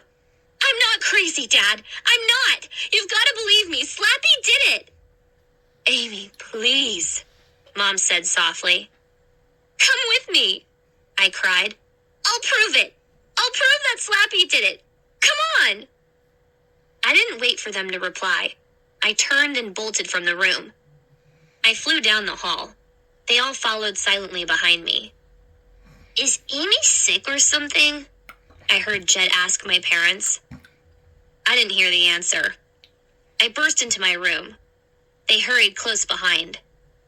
I stepped up to the closet and pulled the door open. "See?" I cried, pointing to Slappy. "See? That proves it! Slappy did it!" Chapter 14.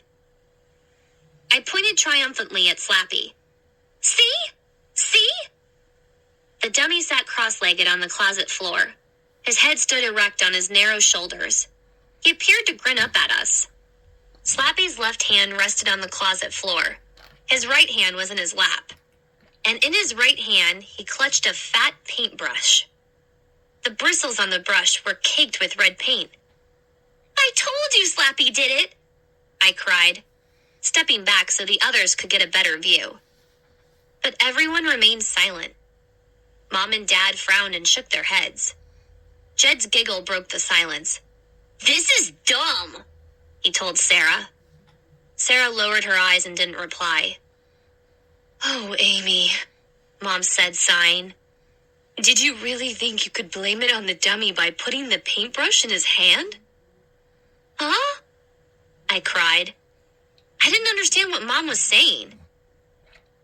"Did you really expect us to believe this?" Dad asked softly. His eyes stared hard into mine. "Did you think you could put the brush into Slappy's hand and make us think he painted your name on Sarah's walls?" "But I didn't!" I shrieked. "When did he learn how to spell?" Jed chimed in. "Be quiet, Jed," Dad said sharply. "This is serious. It isn't a joke." "Sarah, take Jed out of here," Mom instructed. "The two of you go to the kitchen and get breakfast started." Sarah began to guide Jed to the door, but he pulled away. "I want to stay," he cried. "I want to see how you punish Amy." "Get!" Mom cried, shooing him away with both hands. Sarah tugged him out of the room. I was shaking all over. I narrowed my eyes at Slappy. Had his grin grown even wider? I stared at the paintbrush in his hand. The red paint on the bristles blurred until I saw only red. I blinked several times and turned back to my parents. "You really don't believe me?" I asked softly, my voice trembling. They shook their heads. "How can we believe you, dear?" Mom replied. "We can't believe that a wooden dummy has been doing these horrible things in Sarah's room." Dad added, "Why don't you tell us the truth, Amy?" "But I am," I protested. "How could I prove it to them? How?" I let out an angry cry and slammed the closet door shut. "Let's try to calm down," Mom urged quietly. "Let's all get dressed and have some breakfast. We can talk about this when we're feeling better." "Good idea," Dad replied, still squinting at me through his glasses.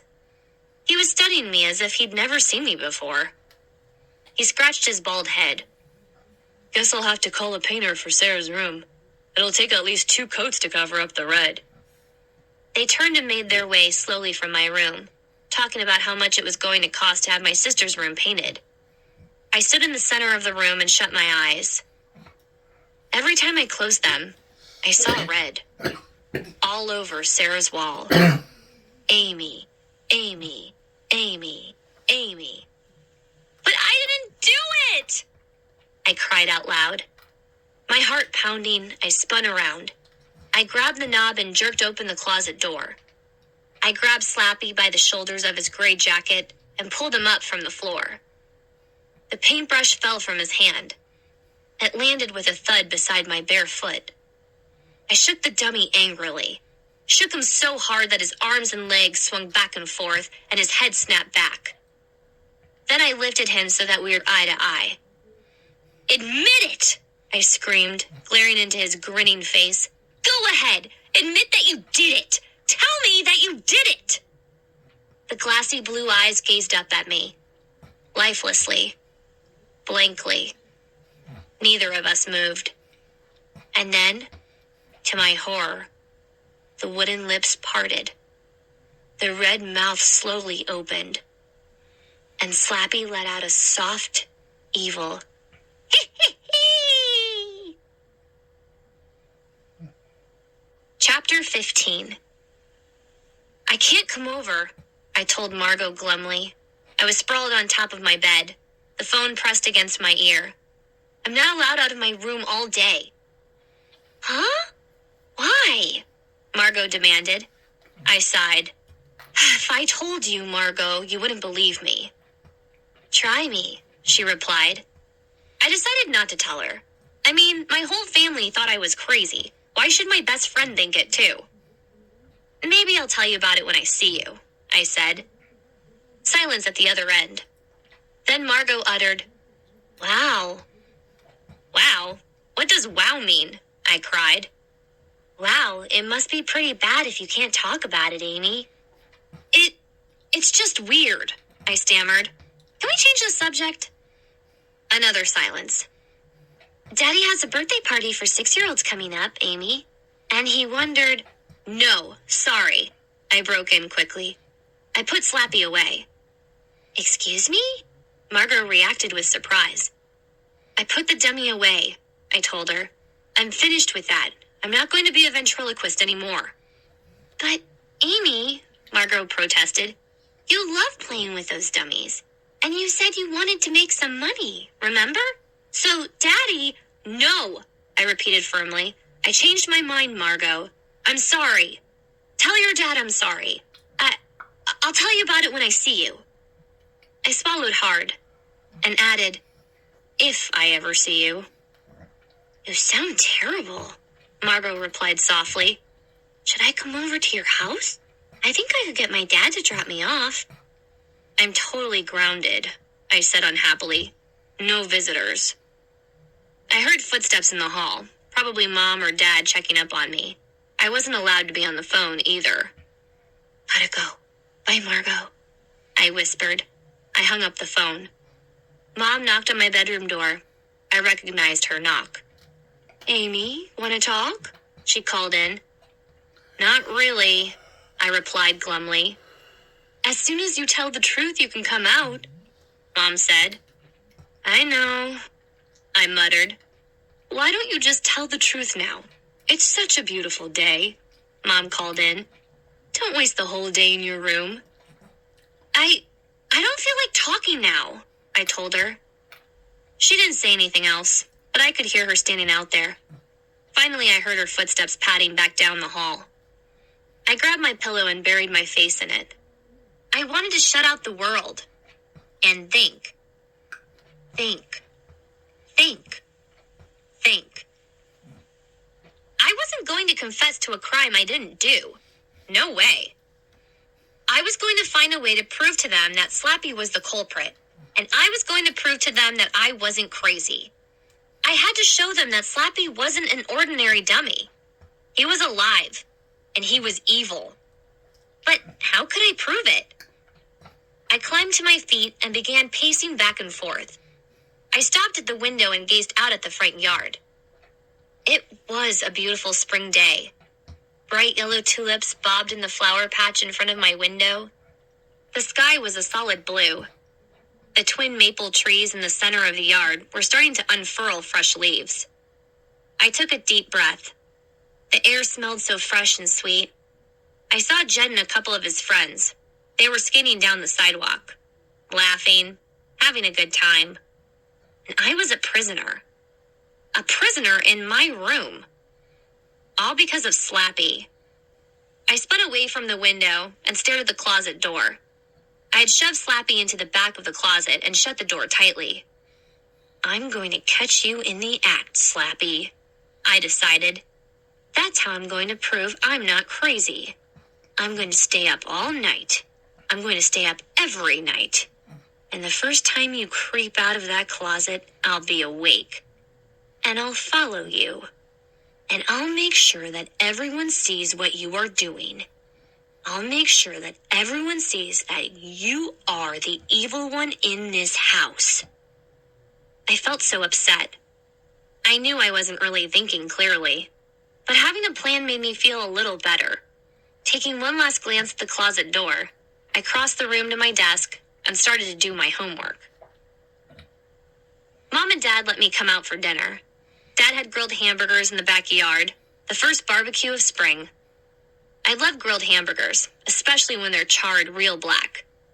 But I could barely taste my food. I guess I felt too excited and nervous about trapping Slappy. No one talked much. Mom kept chattering to Dad about the vegetable garden and what she wanted to plant. Sarah talked a little about the mural she had started to paint in her room. Jed kept complaining about how he wrecked his knee skating.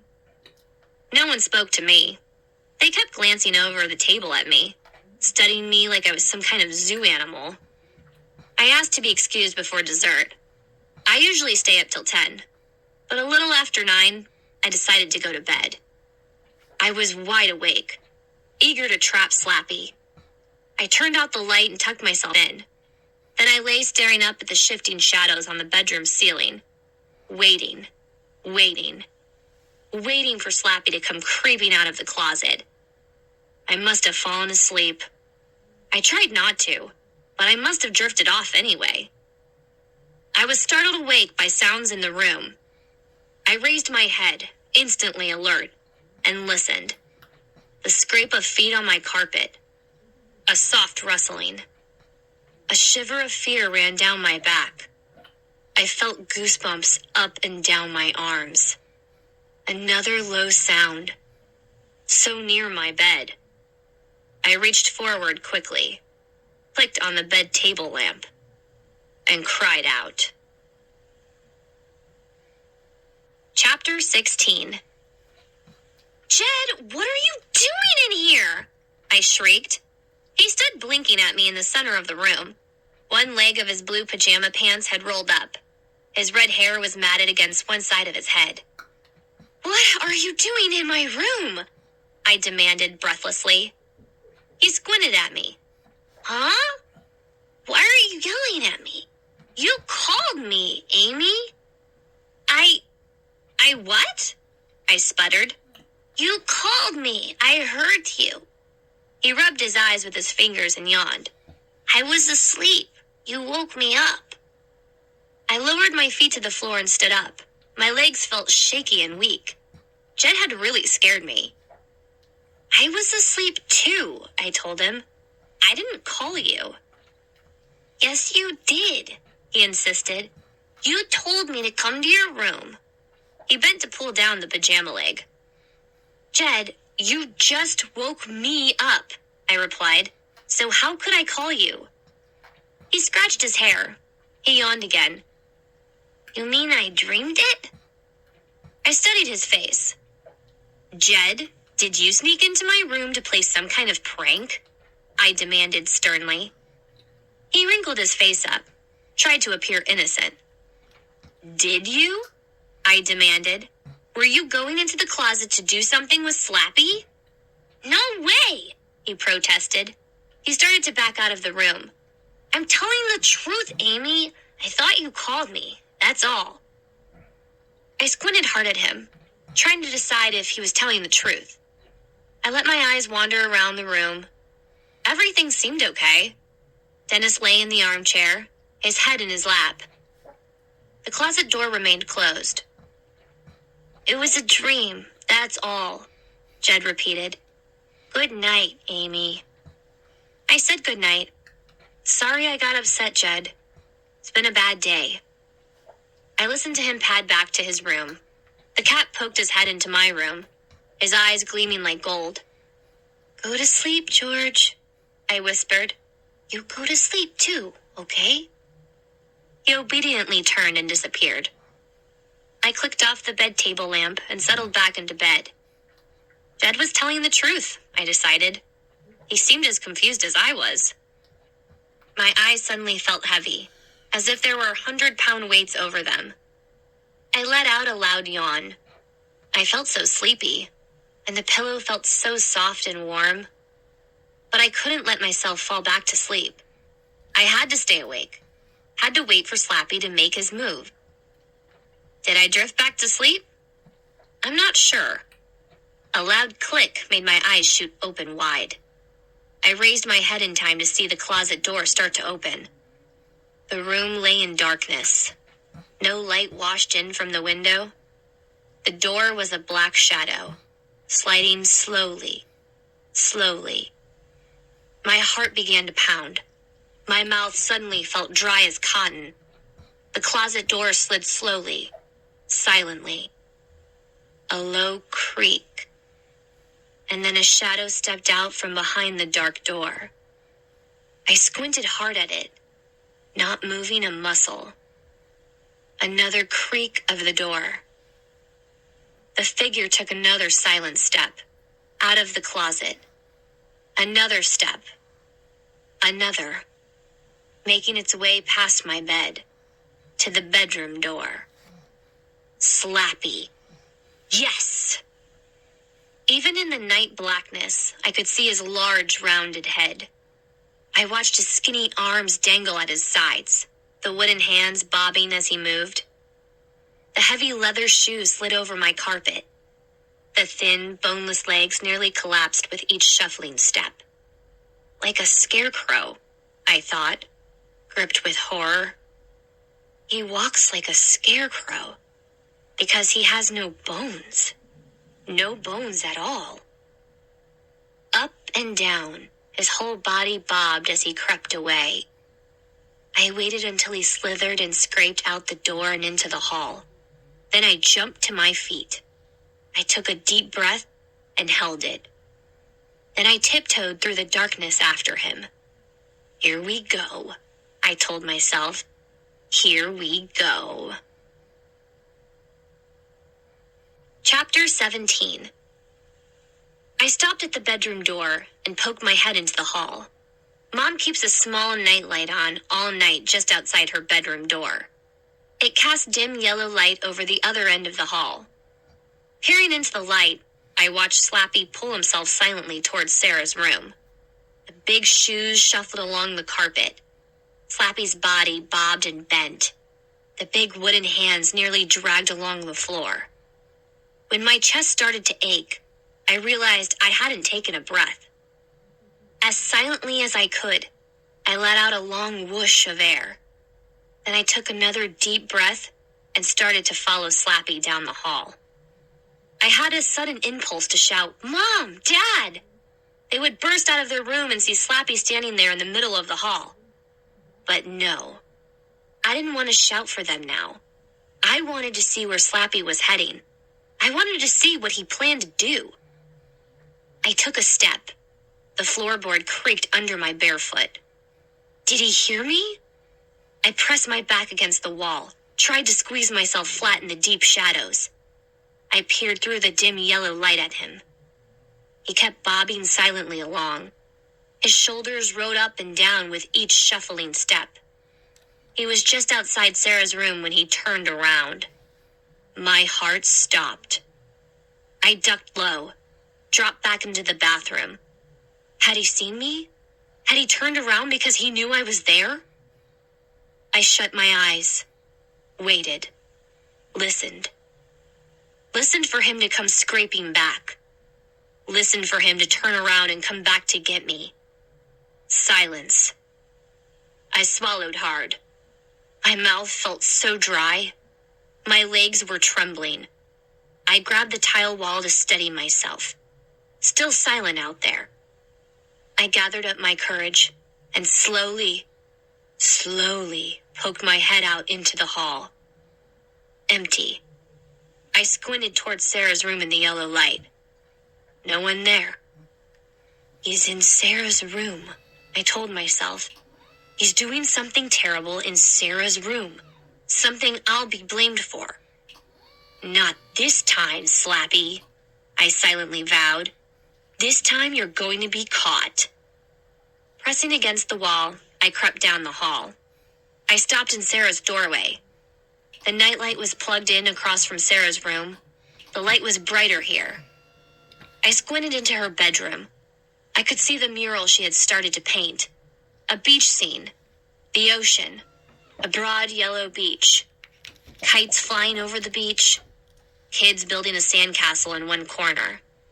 The mural was tacked up, nearly covering the entire wall. Where was Slappy? I took a step into the room and saw him, standing at her paint table.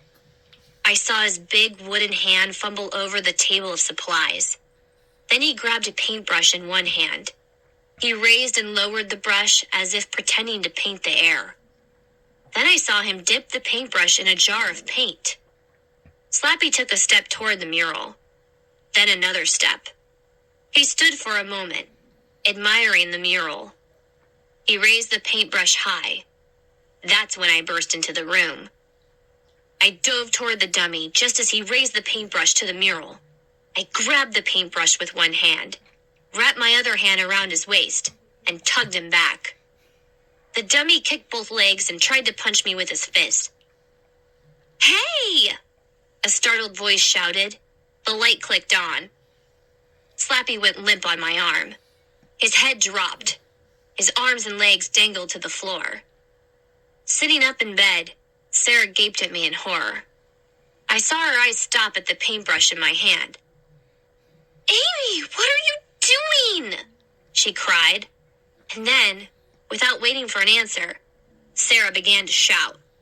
"Mom! Dad! Hurry! She's in here again!" Chapter 18. Dad came rumbling in first, adjusting his pajama pants.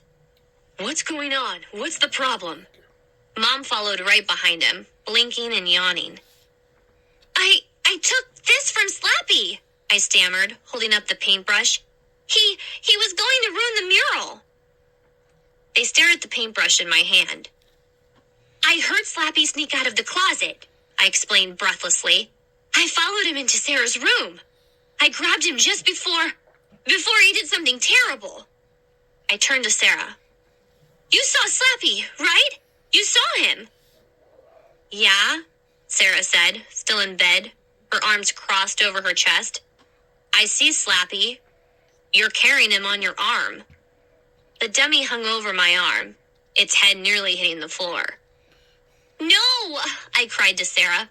"You saw him sneak into your room, right? That's why you turned on the light." Sarah rolled her eyes. "I saw you come into my room," she replied. "You're carrying the dummy, Amy. You're holding the dummy and the brush." But, I sputtered. My eyes darted from face to face. They all stared back at me as if I had just landed on Earth in a flying saucer. No one in my family was going to believe me. No one. The next morning, Mom hung up the phone as I came down for breakfast. "You're wearing shorts to school?" she asked, eyeing my outfit, olive green shorts and a red sleeveless t-shirt. "The weatherman said it's going to be hot," I replied. Jed and Sarah were already at the table. They glanced up from their cereal bowls, but didn't say anything. I poured myself a glass of grape juice. I'm the only one in my family who doesn't like orange juice. I guess I am totally weird. "Who were you talking to on the phone?" I asked Mom. I took a long drink. Dr. Palmer's secretary," she replied hesitantly. "You have purple above your lip," she told me, pointing. I wiped the grape juice off with a napkin. "Dr. Palmer? Isn't she a shrink?" I asked. Mom nodded. "I tried to get an appointment for today, but she can't see you until Wednesday." "But, Mom!" I protested. Mom placed a finger over her mouth. "Shh! No discussion." "But, Mom!" I repeated. "Shh! Just talk to her once, Amy. You might enjoy it. You might think it's helpful." "Yeah, sure," I muttered. I turned to Sarah and Jed. They stared down at their cereal bowls. I sighed and set the juice glass down in the sink. I knew what this meant. It meant that I had until Wednesday to prove to my family that I wasn't a total whack job. In the lunchroom at school, Margot begged me to tell her what was going on with me. "Why were you locked up in your room all day yesterday?" she demanded. "Come on, Amy, spill." "It's no big deal," I lied. No way was I going to tell her. I didn't need the story going around school that Amy Kramer believes her ventriloquist dummy is alive. I didn't need everyone whispering about me and staring at me the way everyone in my family did. "Dad wants to know if you'll change your mind about the birthday party," Margot said. If you want to perform with Slappy, you can... No, forget it, I interrupted. I put Slappy in the closet and he's staying there forever. Margot's eyes went wide. Okay. Wow. You don't have to bite my head off. Sorry, I said quickly. I'm a little stressed out these days. Here, want this? I handed her the brownie Mom had packed. Thanks, Margot replied, surprised. Later, I said. I crinkled up my lunch bag, tossed it in the trash, and hurried away. In my room that night, I couldn't concentrate on my homework. I kept staring at the calendar. Monday night. I had only 2 nights to prove that I wasn't crazy, that Slappy really was doing these horrible things. I slammed my history book shut. No way I could read about the firing on Fort Sumter tonight. I paced back and forth for a while, thinking hard, but getting nowhere. What could I do? What? After a while, my head felt about to split open. I reached up both hands and tugged at my hair. Ah! I let out a furious cry of anger, of frustration. Maybe I'll just get rid of Slappy, I decided. Maybe I'll take him outside and toss him in the trash, and that will end the whole problem. The idea made me feel a little better. I turned and took 2 steps toward the closet, but I stopped with a gasp when I saw the doorknob slowly turn. As I stared in shock, the closet door swung open. Slappy stepped out. He slumped forward and stopped a few feet in front of me. His blue eyes glared up at me. His grin grew wider. Amy, he rasped. It's time you and I had a little talk. Chapter 19. Amy, now you are my slave, Slappy said. His threat came out in a harsh, cold rasp. The eerie voice made me shiver. I stared back at him. I couldn't reply. I gaped into those glassy blue eyes, that red-lipped smirk. You read the ancient words that bring me to life, the dummy whispered. And now you will serve me. You will do everything I ask. No! I finally managed to choke out. No, please! Yes! He cried. The grinning wooden head bobbed up and down, nodding. Yes, Amy! You are my slave now. My slave forever. I won't, I stammered. You can't make me.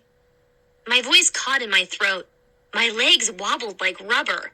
My knees buckled and I nearly fell. Slappy raised one hand and grabbed my wrist. I felt the cold wooden fingers tighten around me. You will do as I tell you, from now on, the dummy whispered. Or else. Let go of me, I cried. I struggled to tug my arm free, but his grasp was too tight. Or else what? I cried. Or else I will destroy your sister's mural, Slappy replied. His painted grin grew wider. The cold eyes glared into mine. Big deal, I muttered. Do you really think I'll be your slave because you wreck her painting? You've already wrecked Sarah's room, haven't you? That doesn't mean I'll be your slave. I'll keep on destroying things, Slappy replied, tightening his grip on my wrist, tugging me down toward him. Maybe I'll start wrecking your brother's things too. And you will be blamed, Amy. You will be blamed for it all. Stop! I cried, trying to twist free. Your parents are already worried about you, aren't they, Amy? The dummy rasped in that harsh, cold, whispery voice. Your parents already think you're crazy. Stop, please, I pleaded. What do you think they'll do when you start wrecking everything in the house? Slappy demanded. What do you think they'll do to you, Amy? Listen to me, I shrieked. You can't! He jerked my arm hard. They'll send you away, he rasped, his eyes flashing wildly. That's what your parents will do. They'll send you away, and you'll never see them again, except on visiting days. He tilted back his wooden head and uttered a shrill laugh. A low moan escaped my throat. My entire body shuddered with terror. Slappy tugged me closer. You will be an excellent slave, he whispered in my ear. You and I will have many good years together. You will devote your life to me. No, I cried. No, I won't. I sucked in a deep breath. Then I swung my arm hard as I could. I caught the dummy by surprise. Before he could let go of my wrist, I pulled him off balance. He let out a startled grunt as I lifted him off the floor. He's just a dummy, I told myself. Just a dummy. I can handle him. I can beat him. His hand fell off my wrist. I ducked low, grabbed his boneless arm with both hands, swung my shoulder, flipped him over my back. He landed hard on his stomach. His head made a loud clonk as it hit the floor. Breathing hard, my heart thudding wildly, I dove. I can handle him. I can beat him. I tried to pin him to the floor with my knees, but he spun away and scrambled up, faster than I could believe. I cried out as he swung his wooden fist. I tried to dodge away, but he was too fast. The heavy fist hit me square in the forehead. My face felt as if it had exploded. Pain shot down my body. Everything went bright red. And, holding both sides of my head, I crumpled to the floor. Chapter 20. I can handle him. I can beat him. The words repeated in my mind. I blinked my eyes, raised my head. I refused to give up. Through the haze of red, I reached up with both hands. I grabbed Slappy by the waist and pulled him down. Ignoring my throbbing forehead, I wrestled him to the ground. He kicked both feet and thrashed his arms wildly. He swung at me, trying to land another blow. But I dug my knee into his middle. Then I wrapped my hands around his thrashing arms and pinned them to the floor. Let go, slave, he squealed. I command you, let go! He struggled and squirmed, but I held tight. His eyes darted frantically from side to side. His wooden jaw clicked open and shut, as he strained to squirm free. I command you to let go, slave. You have no choice. You must obey me. I ignored his shrill cries and swung his arms behind his back. Holding them tightly in place, I climbed to my feet. He tried to kick me with both shoes, but I let go of the arms and grabbed his legs. I swung him upside down. Once again, his head hit the floor with a clonk. It didn't seem to hurt him a bit. Let go, slave. You will pay dearly for this. He screamed and protested, squirming and swinging his arms. Breathing hard, I dragged him across the rug and swung him into the open closet. He dove quickly, trying to escape, but I slammed the door in his face and turned the lock. With a sigh, I leaned my back against the closet door and struggled to catch my breath. Let me out! You can't keep me in here! Slappy raged. He began pounding on the door. Then he kicked the door. I'll break it down. I really will. He threatened. He pounded even harder. The big wooden hands thudded against the wooden door. I turned and saw the door start to give. He's going to break it open, I realized. What can I do? What can I do now? I tried to fight back my panic, struggled to think clearly. Slappy furiously kicked at the door. I need help, I decided. I bolted into the hall. Mom and Dad had their bedroom door closed, I saw. Should I wake them up? No, they wouldn't believe me. I dragged them into my room, Slappy would be slumped lifelessly on the closet floor. Mom and Dad would be even more upset about me. Sarah, I thought. Maybe I can convince Sarah. Maybe Sarah will listen to me. Her door was open. I burst into her bedroom. She stood at the mural, brush in hand, dabbing yellow paint on the beach. She turned as I ran in, and her face tightened in anger. "Amy, what do you want?" she demanded. You've got to believe me, I sputtered. I need your help. It wasn't me who did those horrible things. It really wasn't, Sarah. It was Slappy. Please, believe me. It was Slappy. Yes, I know, Sarah replied calmly. Chapter 21. Huh? My mouth dropped open. I stared at her in surprise. What did you say? Sarah set down the paintbrush. She wiped her hands on her gray smock. Amy, I know it's Slappy, she repeated in a whisper. I was so stunned, I couldn't speak. But Sarah, I'm sorry. I'm so sorry. She cried with emotion. She rushed forward and threw her arms around me. She hugged me tightly. I still didn't believe what she had said. My head was spinning. I gently pushed her away. You knew all this time? You knew it was Slappy and not me? Sarah nodded. The other night I woke up. I heard someone in my room. I pretended to be asleep, but I had my eyes open part way. And? I demanded. I saw Slappy, Sarah confessed, lowering her eyes. I saw him carrying a red paintbrush. I saw him painting Amy, Amy, Amy, Amy all over my walls. But you didn't tell Mom and Dad? I cried. You made them think it was me? And the whole time you knew the truth? Sarah kept her eyes on the floor. Her black hair fell over her face. She brushed it back with a quick, nervous sweep of one hand. I didn't want to believe it, she confessed.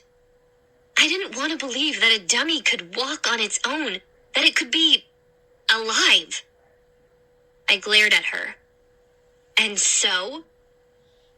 So I accused you, Sarah said with a sob. I guess the truth was just too scary. I was too frightened, Amy. I wanted to believe it was you doing these horrible things.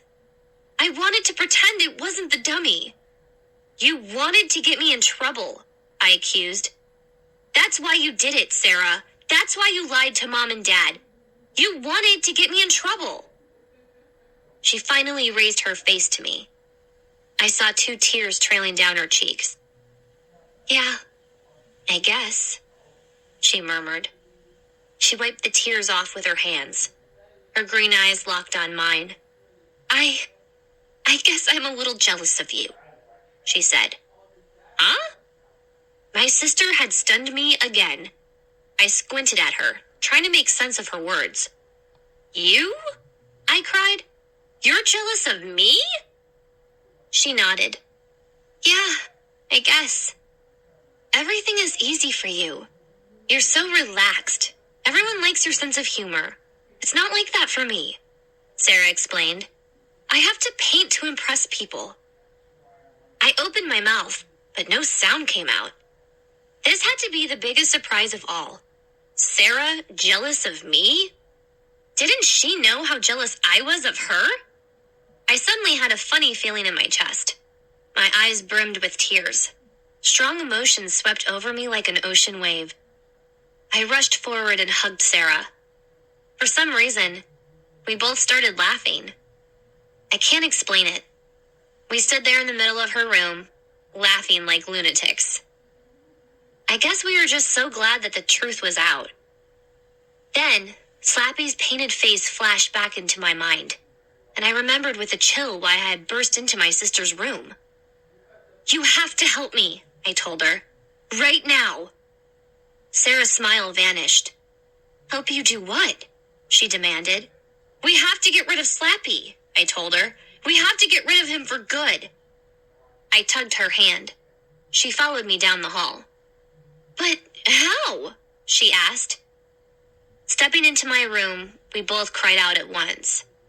We heard a final kick, and the closet door swung open. Slappy burst out, his eyes wild with rage. Guess what, slaves? He rasped. Slappy wins! Chapter 22. Grab him! I cried to my sister. I reached out both arms and made a frantic dive for the dummy, but he scampered to the side and slipped away from my tackle. His blue eyes flashed excitedly. His red lips twisted in an ugly grin. Give up, slaves! He rasped. You cannot win! Sarah held back, hands against the door frame. I could see the fear in her eyes. I made another grab for Slappy. Missed again. Sarah, help me! I pleaded. Sarah took a step into the room. I leaped at Slappy, grabbed one boneless ankle. With a grunt, he pulled out of my grasp. He darted toward the door and ran right into Sarah. The collision stunned them both.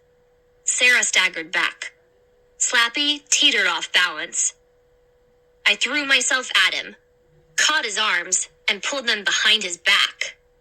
He squirmed and twisted. He kicked out furiously, but Sarah grabbed both of his big leather shoes.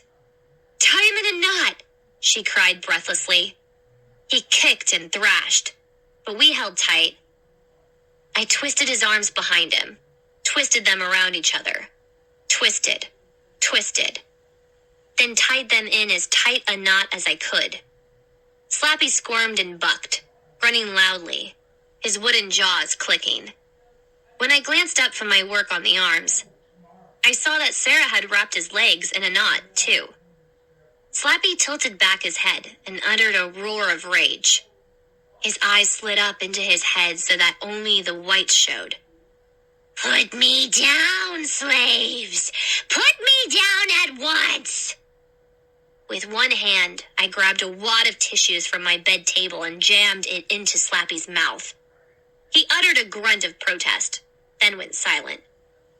Now what? Sarah cried breathlessly. Where should we put him? My eyes shot around the room. No, I decided. I don't want him in my room. I don't want him in the house. Outside, I instructed my sister, holding on to the knotted arms with both of my hands. Let's get him outside. Struggling to hold on to the bucking legs, Sarah glanced at the clock. It's after 11. What if Mom and Dad hear us? I don't care, I cried. Hurry! I want him out of here. I never want to see him again. We dragged Slappy out into the hall. Mom and Dad's door remained closed. Good, I thought. They hadn't heard our struggle. Sarah carried him by the knotted legs. I held on to the arms. Slappy had stopped struggling and squirming. I think he was waiting to see what we were going to do with him.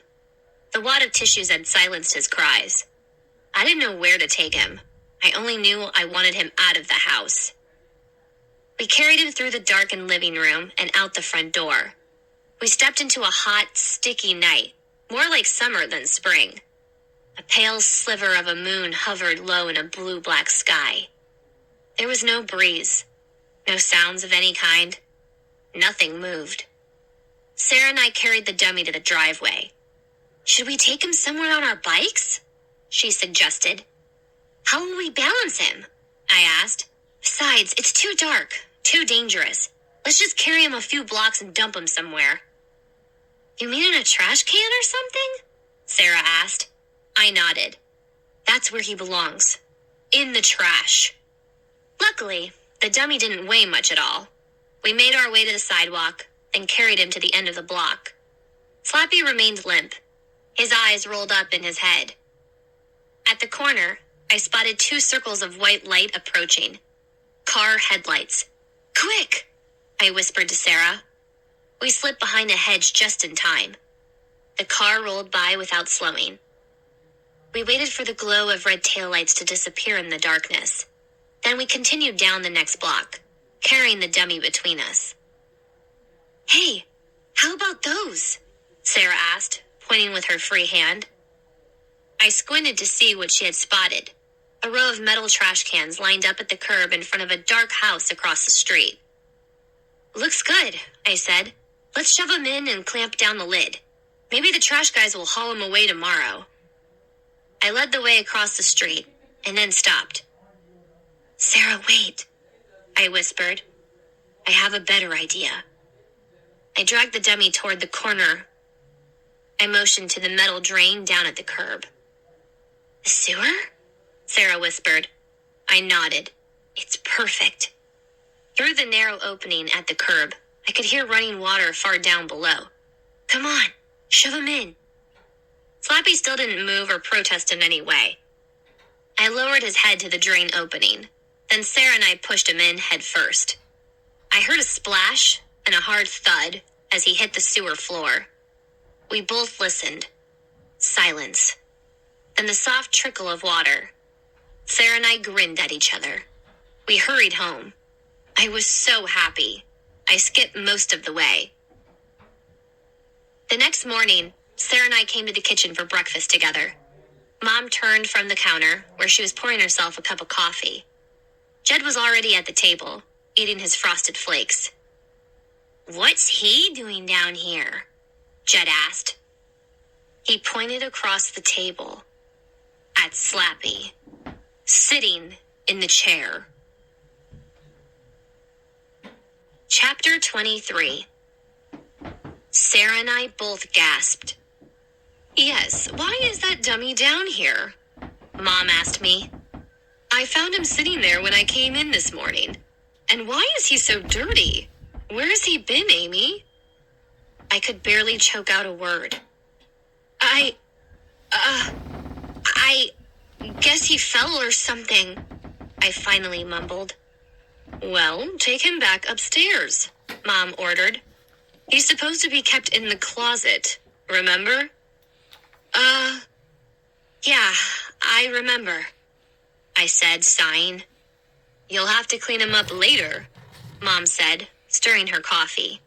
He looks as if he's been wallowing in the mud. Okay, I replied weakly. I hoisted Slappy up and slung him over my shoulder. Then I started to my room. I'll come with you, Sarah stammered. What for? Mom demanded. Sit down, Sarah, and eat your breakfast. You're both going to be late. Sarah obediently sat down across from Jed. I made my way down the hall. I was halfway to my room when Slappy raised his head and whispered in my ear. Good morning, slave. Did you sleep well? I tossed him into the closet and locked the door. I could hear him laughing inside the closet. The evil laugh made me shake all over. What am I going to do now? I asked myself. What can I do to get rid of this creature? The day dragged by. I don't think I heard a word my teacher said. I couldn't get Slappy's evil, grinning face out of my mind. His raspy voice rattled in my ears.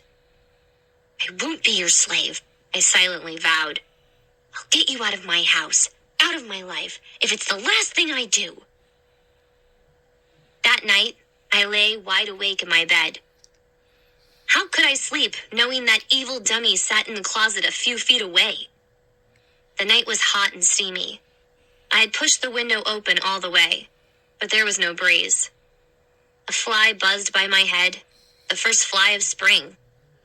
Staring up at the twisting shadows on the ceiling, I brushed the fly away with one hand. As soon as the buzzing vanished, another sound took its place. A click. A low squeak. The sound of the closet door opening. I raised myself up off the pillow, squinting into the darkness. I saw Slappy creep out of the closet. He took a few shuffling steps, his big shoes sliding silently over my carpet. He turned. Was he coming toward my bed? No. His head and shoulders bobbed as he pulled himself to the door, then out into the hall. He's going to Sarah's room, I knew. What was he going to do there? Did he plan to pay us back for what we did to him last night? What new horror was he going to create? I lowered my feet to the floor, climbed out of bed, and followed him out into the hall. Chapter 24. My eyes adjusted quickly to the dim yellow light from the nightlight at the other end of the hall. I watched Slappy slither toward my sister's room. He moved as silently as a shadow. I held my breath and kept my back against the wall as I followed behind him. When he turned into Sarah's room, I stepped away from the wall and started to run. I reached the bedroom door in time to see Slappy pick up a wide paintbrush from Sarah's supply table. He took a step toward the mural on the wall. One step, and then another small figure leaped out of the darkness. The lights flashed on. "Dennis!" I cried. "Stand back!" Dennis ordered in a high, shrill voice. He lowered his wooden head and charged at Slappy. Sarah sat up in her bed and uttered a frightened cry. I could see the stunned expression on Slappy's face. Dennis flew at Slappy. He slammed his head into Slappy's middle. Slappy let out a loud, "Uff!" He staggered back, fell. A loud thud rang through the room as the back of Slappy's head hit Sarah's iron bedpost. I raised both hands to my cheeks and gasped as Slappy's head cracked open. The wooden head split down the middle. I watched the evil face crack apart. The wide, shocked eyes slid in different directions.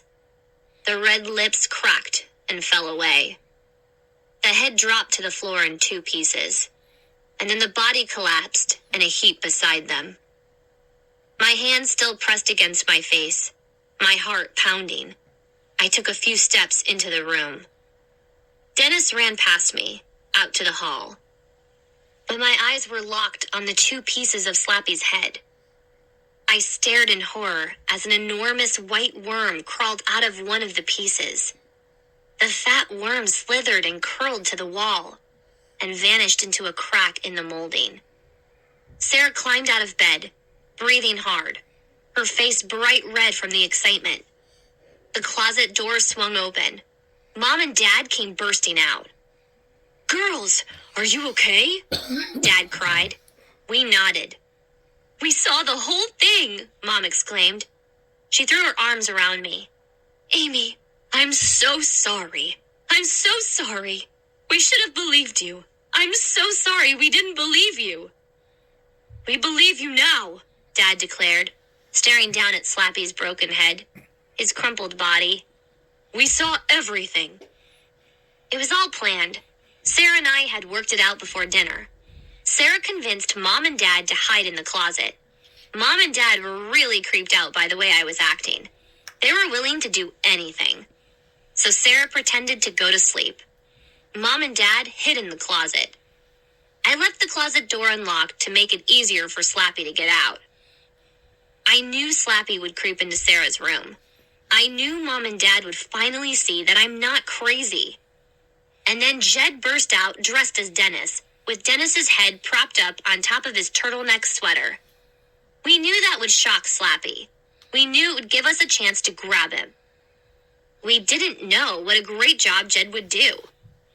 We didn't know that Jed would actually destroy the evil dummy. We didn't know that Slappy's head would crack apart. That was just good luck. "Hey, where is Jed?" I asked, my eyes searching the room. "Jed? Jed?" Mom called. "Where are you? You did a great job." No reply. No sign of my brother. "Weird," Sarah muttered, shaking her head. We all trooped down the hall into Jed's room. We found him in bed, sound asleep. He groggily raised his head from the pillow and squinted at us. "What time is it?" he asked sleepily. "It's nearly 11, Dad replied. "Oh no!" Jed cried, sitting up. "I'm sorry! I forgot to wake up! I forgot I was supposed to dress up like Dennis!" I felt a shiver run down my back. I turned to my parents. Then who fought Slappy? I asked. Who fought Slappy?